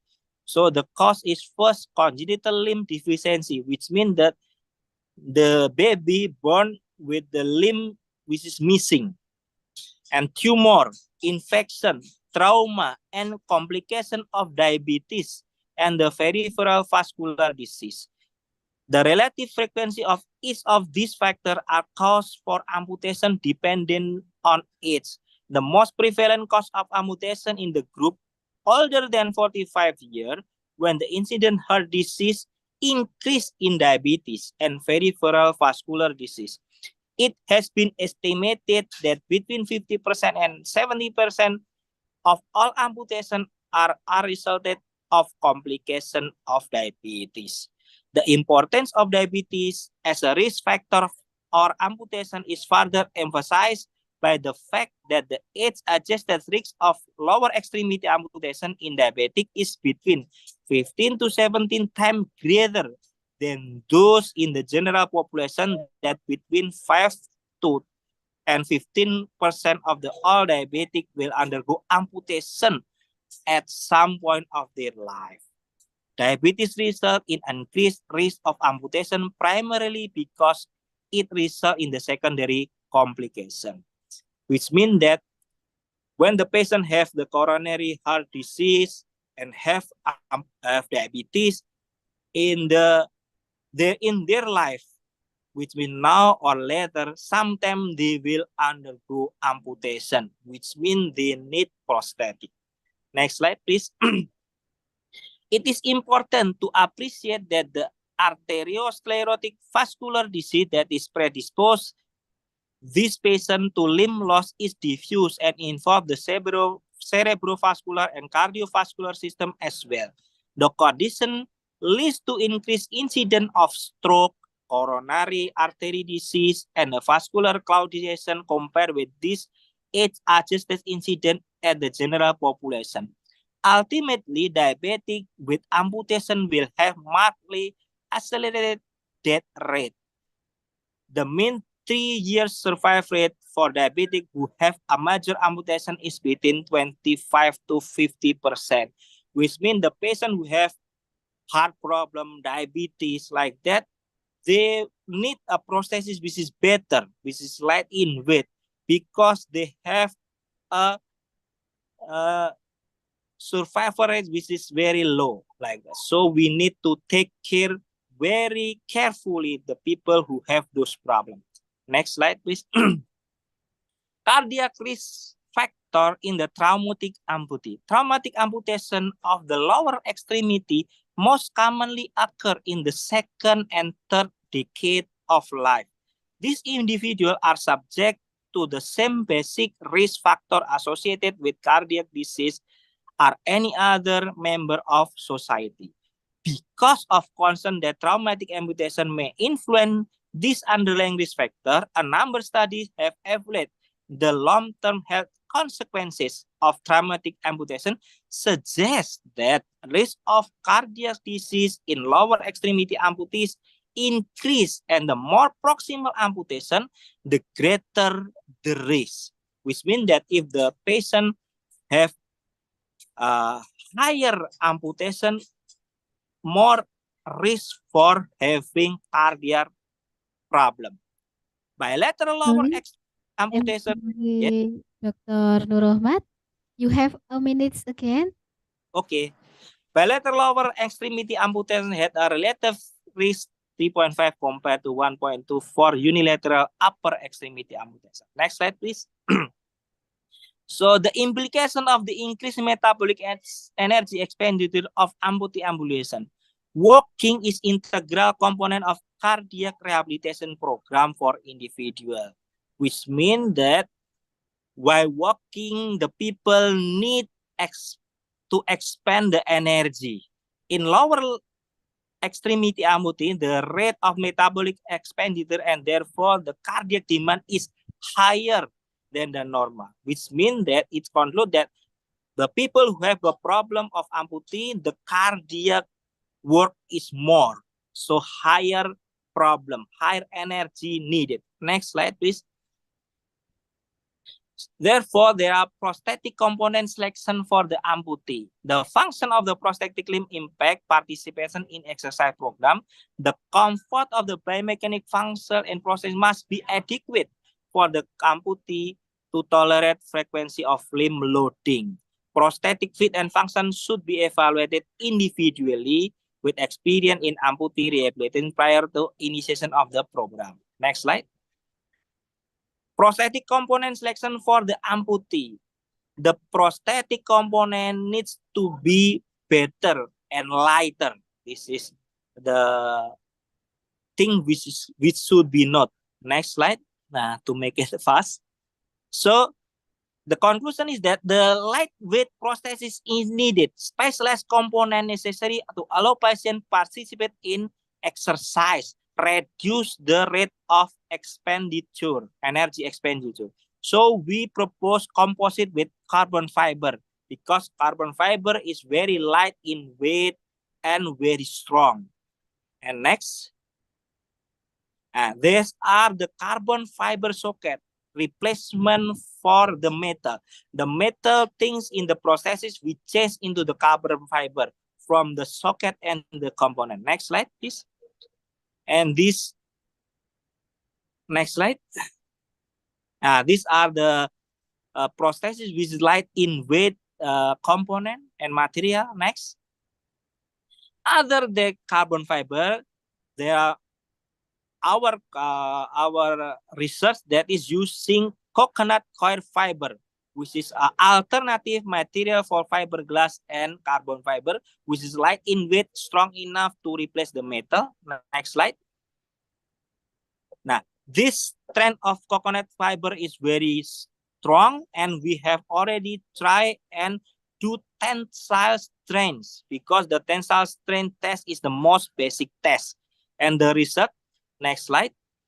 The result of the coconut fiber composite can withstand 263 kilogram of body weight, which means that if we use this composite, which is we done in our research, it light in weight and strong enough to withstand the weight of the patient, which is more than 200 kilogram.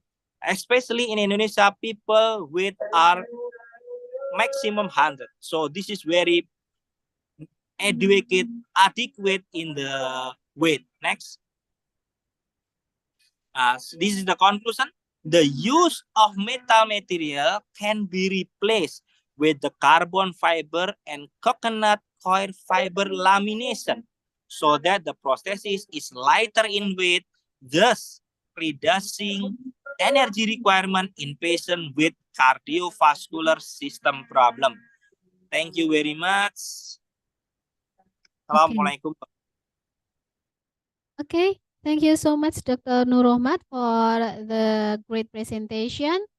Thank you so much for sharing about orthotic prosthetic, so we can find more about orthotic prosthetic. Okay, before we going to the next speaker, please giving applause for our third speaker. Okay. Okay. Thank you so much once again for Mr. Dr. Nur Rohmat. Okay, I'm going to the next speaker, the fourth speaker, Mrs. Erayanti Saloko, SST MKM PhD OT. Are you with us, Mrs. Erayanti? Hello there, I'm here.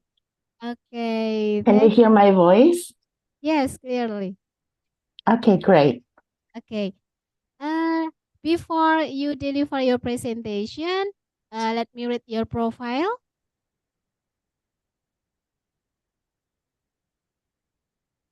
Okay, Mrs. Erayanti Saloko. She is a learner and an educator, a practitioner and a theorist, health promotion, occupational science, occupational therapy, disability study, mother and child health, health and well-being, and assistive technology.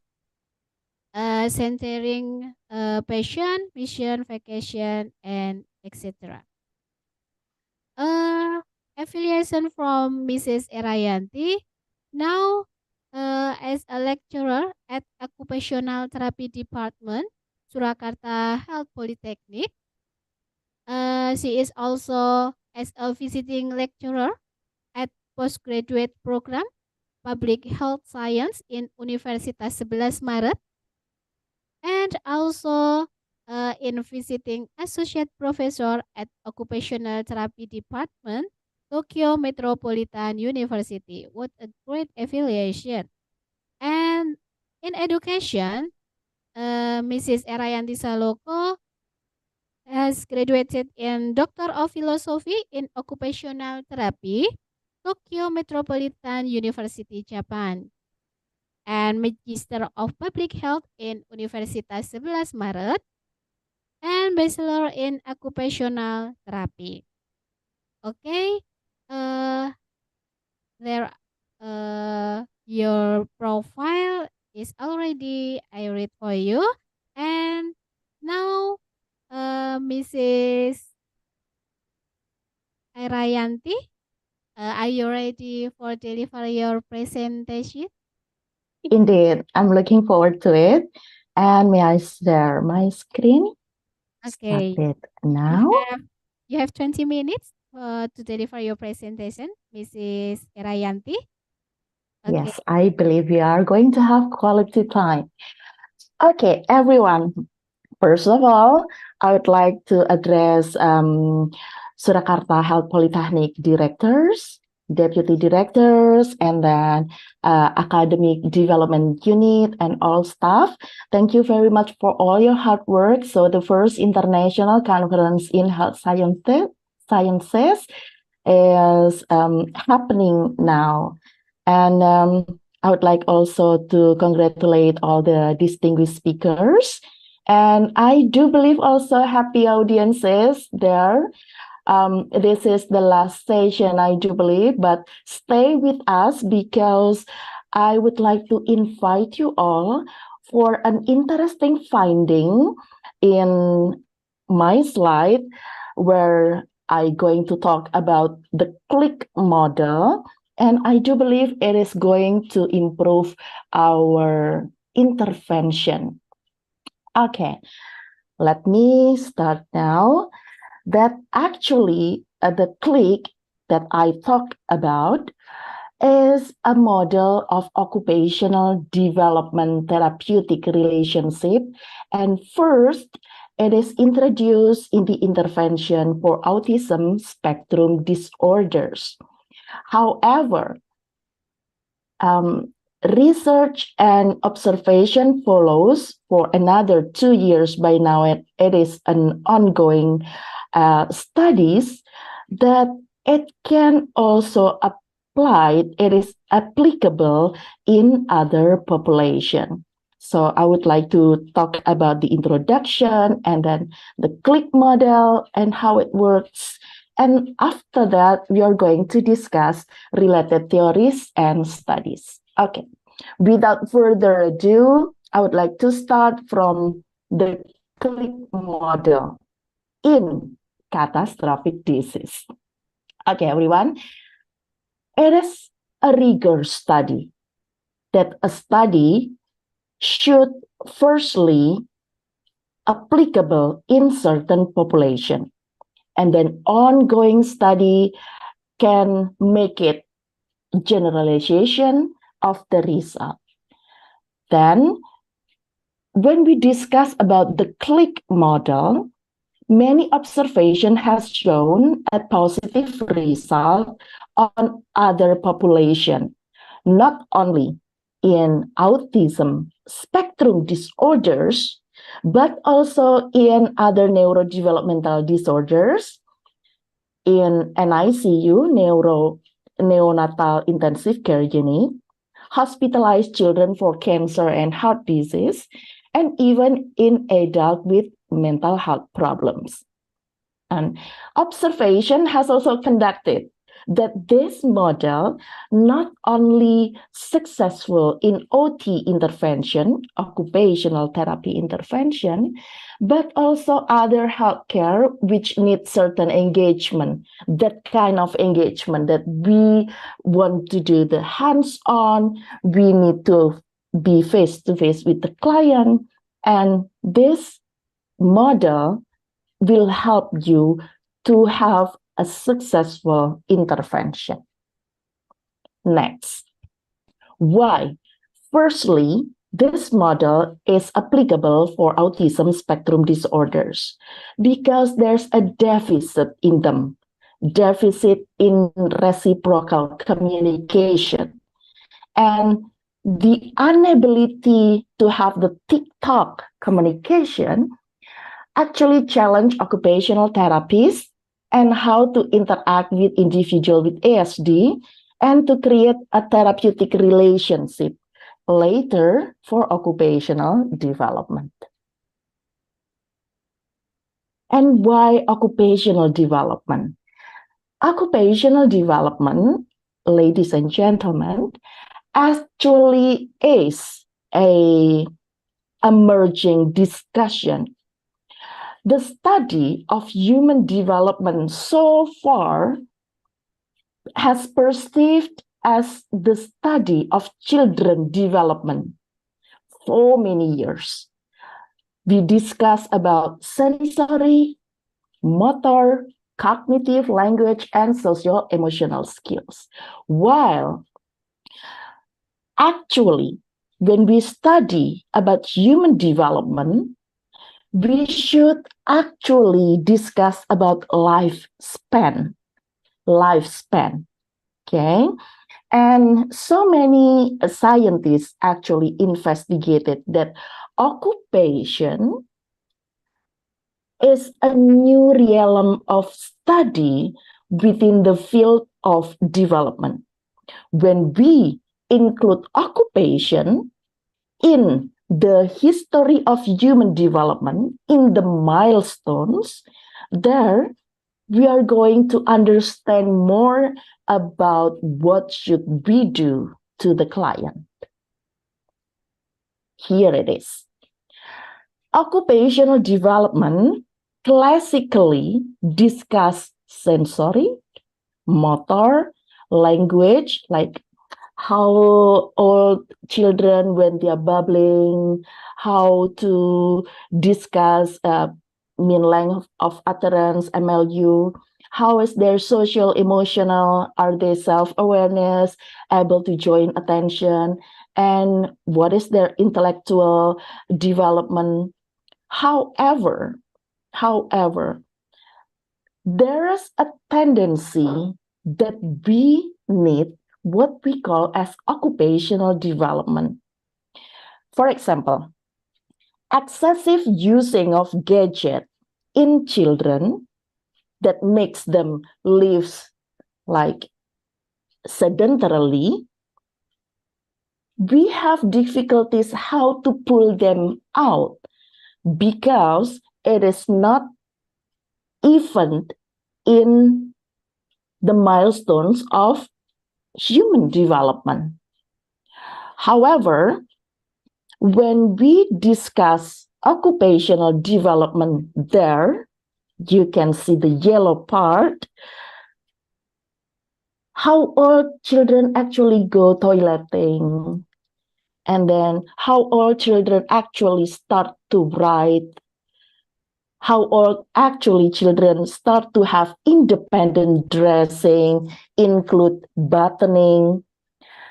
Therefore, by putting occupational development in the milestones of human development, it helps us to think, to make a reasoning of all that we do, especially for children. Okay, I'm going to carry on. That was about why occupational development is emerged. And the other second thing that I want to bring in this discussion is that the emerge of discussing therapeutic relationship. What is actually therapeutic relationship? Therapeutic relationship is actually something, a connection that we create for the sole purpose of achieving improvement in client situation. The therapist should have like ethical guidelines, values into relationship, but moreover, he or she, the healthcare, should have what we call as therapeutic use of self. So we have to make us an agent of change, an agent that will bring therapeutic meaning for the client. So it is not only an awareness, but it is how we can proceed ourselves in a such way to make us able to do so. Being agent of therapeutic is not something that easy, but this is something that we should understand how to do it. I would like to proceed. This is going to be interesting. I promise. Yeah. Therapeutic relationship actually already discussed by Miller and Kian in 1972. It's kind of old discussion, but it gives grounded things because up to now we are still discussing how to create therapeutic relationship, but only little findings about this. Therapeutic relationship, once again, is the science and art to the healing. I would like to underline the word art there. The word art there, together with science, it means that it needs creativity. It needs something flexible. Science offer you procedure, offer you baseline. But in the end, when you create the therapeutic relationship, you need an art, how to understand people, how to understand your client. Okay. The helping relationship is what therapeutic relationship is. It is promote growth and development and also improve coping with life for the client. The next is Asai and Lambert, actually in 1999, it's also kind of old, but this is the baseline where therapeutic relationship is emerging to discuss that within the percentage of improvement in treatment, if we have the client improved because of our treatment, Asai and Lambert did meta-analysis, and they said 40% of the improvement is because extra therapeutic change. Extra therapeutic change itself discuss about them, about the client preparation, client's mood, support from the family. That's what extra therapeutic change is. And the other 30% is therapeutic relationship. Therapeutic relationship is just what we discussed, okay? And 15% is the technique. It's kind of funny, but this is what the finding is about. Technique is what you learn from the theory, from the application. And it has 15%, and it has value same as placebo. And I would like you to see if the therapeutic relationship has value as much as 30% for the client to improve. Aren't we, as healthcare educators, healthcare practitioners, are we going to learn about therapeutic relationship if we are going to have improvement in client as much as 30%? And so many audience I have discussed this with will answer, yes, I'm going to struggle for the 30% for my client to improve. Therefore, if the therapeutic relationship is so important, shouldn't there be a general consensus about how therapies are going to influence the change? And next, this is my study in developing the model. And you can read later because I still have so many things to discuss in my upcoming slides. So here is introducing a model of occupational development therapeutic relationship for autism spectrum disorders. But once again, the model is still ongoing for the catastrophic disease for children in NICU and for children in heart and cancer disease. First is the click within initiation. So this is a process model. The second is attachment, accompaniment, and the last is occupational engagement. Let's discuss one by one. The initiation stage. Initiation stage has what we call by the click.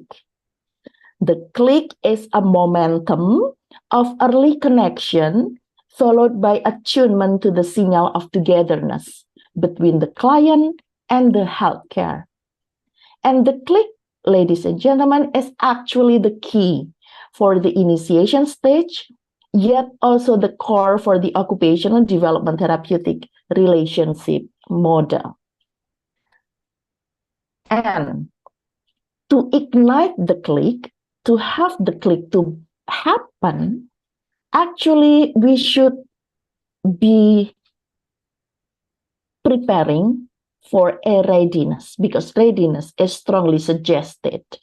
Readiness of a person, I mean you, with your therapeutic use of self, with the preparation of occupation or what you are going to do, and also the readiness of environment, the calm, the comfortable environment for the client. And then second is the attachment stage. Attachment stage is defined as having a mutual comfortable feelings, and it is also the start of emotional connection following a natural demands for more connection. In the attachment, there's a constant conformity, positive gesture of connection, showing both physical and emotional acts of bonding. Besides getting trust with therapeutic relationship, this stage also aim for occupational potential. Occupational potential means as a seed of the meaningful occupation.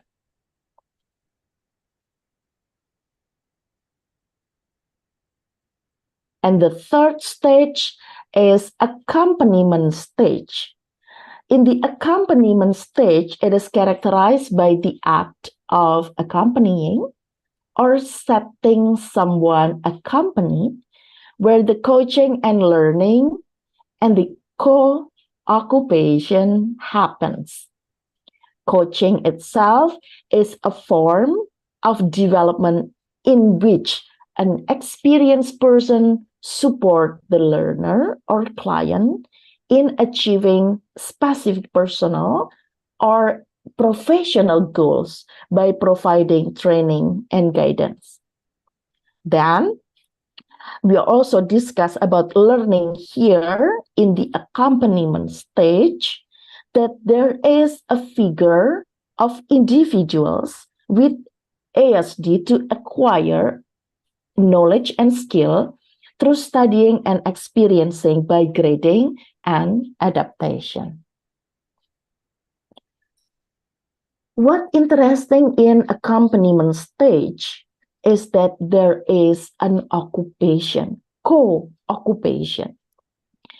Perhaps the meaning of occupation itself is kind of hard to understand, but we also have this theory also have a key word, which is co-occupation. Co-occupation is a central construct that comprises interactive action and shared meanings in the therapeutic relationship. Co-occupation actually discussed firstly, and the model for the co-occupation learns from the bonding of a mother and a child. When the mother gives feeding to the child, there is different occupation between what mothers do and what children do. The child or the baby feed because he needs to survive, he needs the nutrition, and also it is what he did. But in mother, having someone being someone who gives feeding to the child, it gives a really meaningful action, that gives meaning to the word mother itself. So co-occupation is really something that people do together, but they have different meanings. But both meanings has therapeutic relationship. Okay, the final of this process model is the occupational engagement stage. That, yes? There's Era. Mhm. You have a minute anymore. Okay, I'm going to speed up. Yeah, the occupational engagement stage discuss that occupational performance and participation is the product later from this therapeutic relationship. Not only life skill, but also mental health, self-love, but also self-actualization.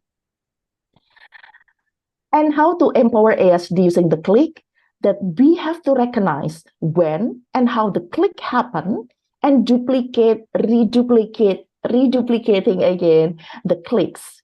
The more momentum of the clicks, then the stronger interconnection within individual with larger people, not only with the healthcare. And we have to remember to ignite the clicks and keep the therapeutic energy for the sustainability. There's a shifting later from person to occupation. There's a program for body function to occupation, and then development of environment and development of occupation. And the click model ensures applicability for all level of severity, from low to high function, from many kinds of method in communication and learning. This is the related finding about the click and the attachment. The attachment theory itself has been discussed since 1958 by John Bowlby. And the related finding about occupational development also discussed about from Polataiko. And then related finding about co-occupation. And this is for my abstract available in English and Japanese. Also for the references, if you want to learn more about this theory. The title is that starting with the click, a model of occupational development therapeutic relationship in intervention for autism spectrum disorder. You can find it in Journal of Japan Academy and Health Sciences. Thank you very much for your time to listen to me. Please do remember that we have to have relationship before rigor. We have to love before we give lesson, and we have to click before we give therapeutic. Terima kasih. Thank you very much. Okay. Thank you so much, Mrs. Era, for the very interesting presentation about Well, the thank you. Okay. Okay. Okay, the click model and attachment, about therapeutic relationship, and about science and art to the healing. Okay, it's a very interesting, and thank you so much for sharing knowledge to us, and it giving us new insight, Mrs. Era. And before we going to the next session, give applause for Mrs. Erayanti. Okay. All right. Thank you for all of the speakers. And now we are coming to discussion session. Okay. The discussion session will last for 5 minutes. And if there are any question and online, you can ask by raising hand. And participant who joined here offline, you can raise hand And the online Zoom, you can type your question in chat box too, and I'm going to read it for you. Okay? There are some questions, I think, in room chat. Okay. Uh, I will read it for the speakers from Mr. Agus Winarso, Semarang, for Dr. Siti Lestari. What are the successful indicator for spiritual and emotion support? Mrs. Siti, are you ready to Yes. answer? Okay. Okay, moderator. Thank you very much, Mr. Agus Winarso, from Semarang for the excellent question. The question is, what are the successful indicator for spiritual and emotional support? Before we make a indicator, firstly, we must understand how far the client need a spiritual support or emotional support. And there are many kind of instrument that can be used to assess their need, such as SP, NQ, ATG, or something like that. As we know that there are three spiritual dimensions of spiritual. The first is maintaining harmony, harmony with the outside world, and the second is struggling answer, gain strength, and the third is to deal with emotional, physical illness, and facing death. That is the first dimension of spiritual. Another dimension is vertical and horizontal dimension. Vertical dimension is an individual positive relationship with God or some supreme power.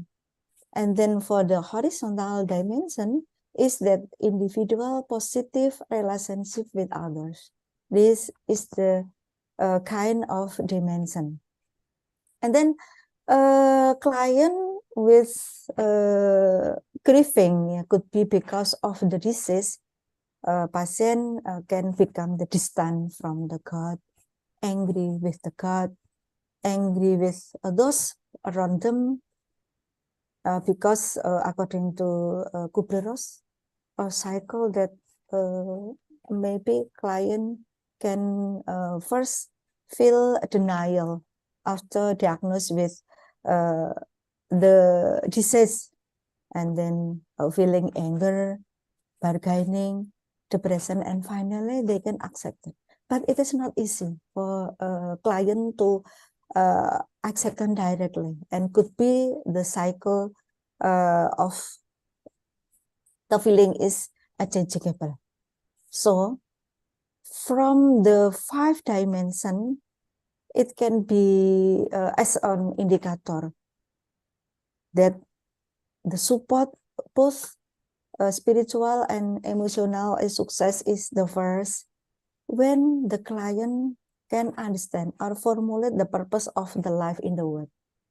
Ya, apa tujuan hidupnya begitu? Untuk apa sih hidup begitu? And then the develop the meaning of suffering and gain wisdom.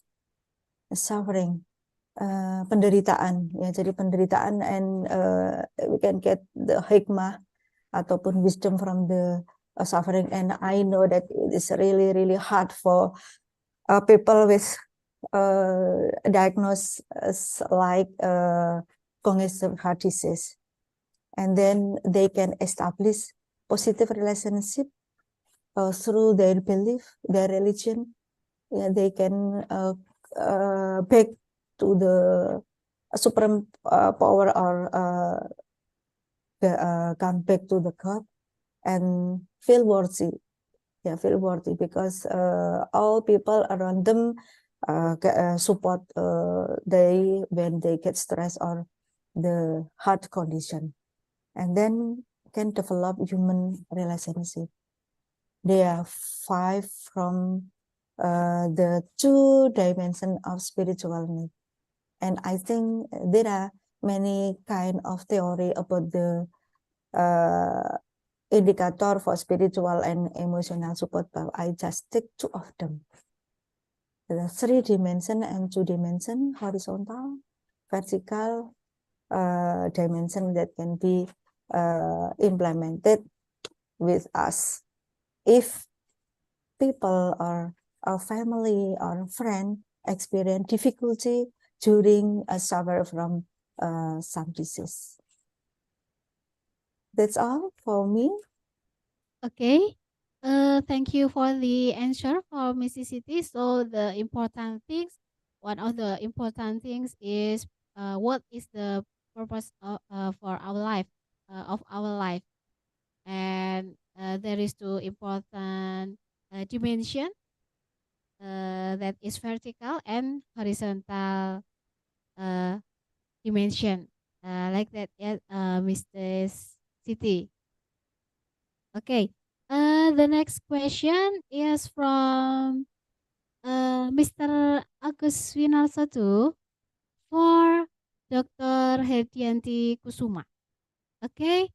According your research, why the HIIT exercise and MICT exercise can improve peak hypertension, but education method not improve peak hypertension in your sample? Okay, Mrs. Hediati, you can answer the question. Okay, yes. Thank you, Mr. Agus Winarso, for the question. But maybe do you mean is peak blood pressure, not peak hypertension? Okay. Why HIIT exercise and MICT improve peak blood pressure? Because basically when people do exercise, it will make adaptation to heart to contract, yeah, and then when the heart is get adaptation, there will be improve the cardiovascular endurance, and then the peak blood pressure, yeah, peak blood pressure is increased, but not, it will not increase more and more and more. When the peak blood pressure is maintained, yeah, then the heart, what is it, yeah, get the adaptation, and it will good for our heart, for our health of our heart, I think.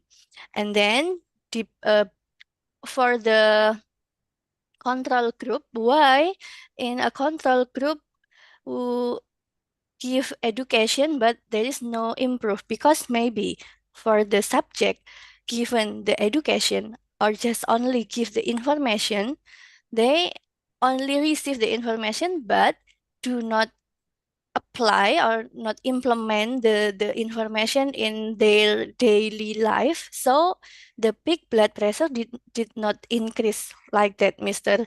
Agus Winarso. Maybe I hope it it will make you clear. Thank you. Okay. Thank you for the answer from Mrs. Hedianti. So we because the time is limited, so I'm sorry for the question we cannot read yet. So the last question is from Mr. Agus Winarso. Okay. Thank you so much for all of the speakers. And once again, I'm sorry to for the question we cannot read yet. Okay. And the next is certificate. Okay. This is now it's time to present the certificate to the speakers. Please, the committee. Okay. Certificate for appreciation for Mrs. Siti Lestari MN. And next for Mrs. Hediati Kusuma Handari SSD FTR MKes. Okay, the next for Mr. Dr. Nurrohmat PPO MKes. Thank you. You're welcome. And the last for Mrs. Erayanti Saloka SST MKM PhD OT. Thank you very much for gracing us the event. Okay, you're welcome, Mrs. Era. Okay, that's all.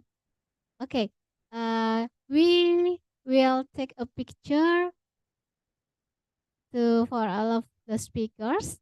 Okay, please, the committee, take a picture. Okay. 1, 2, 3. Give the best smile. Okay. Okay, thank you so much. Okay. Once again, thank you so much for all of the speakers for giving us a new insight, giving us a new knowledge, and for the joining us in the first international conference on health science. Okay, distinguished guests, ladies and gentlemen, we have reached the end of the second session in this international conference on health science. Thank you for all of the speakers who has delivered the presentation, and thank you for all the participants who completely joined this session. I am Pramita Yuli Pratiwi, and I give the time back to the MC. Hope it useful, and I apologize for a mistake from me. Okay, I give the time back to MC. Wassalamualaikum warahmatullahi wabarakatuh. Waalaikumsalam Waalaikumsalam warahmatullahi wabarakatuh. We would like to thanks to Mrs. Siti Lestari MN, Mrs. Hediati Kusuma Handari SST FTR MKes, Mr. Nurrohmat PPO MKes, and Mrs. Era Saloka SST MKM PhD OT. And if there's another agenda, you may leave the Zoom. Thank you. The next agenda is the submission of certificate to moderator and to chairman of the committee, Mr. Apotheker Muhammad Anugrah Alam Waris SWAM MSI is invited to hand over the certificate for Apotheker Pramita Yuli Pratiwi SWAM MSc.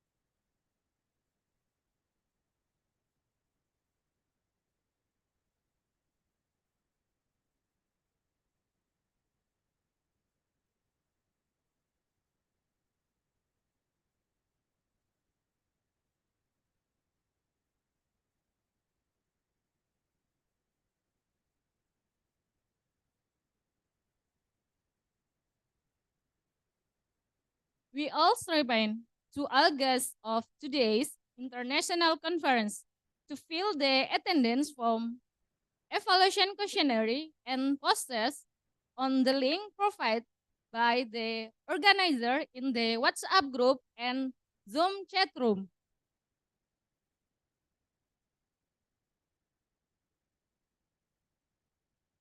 Ladies and gentlemen, now we have reached the end of the conference. We would like to thank the director, deputy directors, all heads department in Health Polytechnic of Surakarta, lecturers and academic community in Health Polytechnic of Surakarta, the entire international conference organizer who conducting this international conference. Thank you also to the invited guests and participants of international conference. Hopefully the knowledge we have gained today may bring benefits and goodness for us all. Thus, the event of the First International Conference on Health Science of Health Polytechnic Ministry of Health Surakarta has been completed. I am Fenty Farida and my college Ardian Julianto. as the Master of Ceremony today. Wassalamualaikum warahmatullahi wabarakatuh.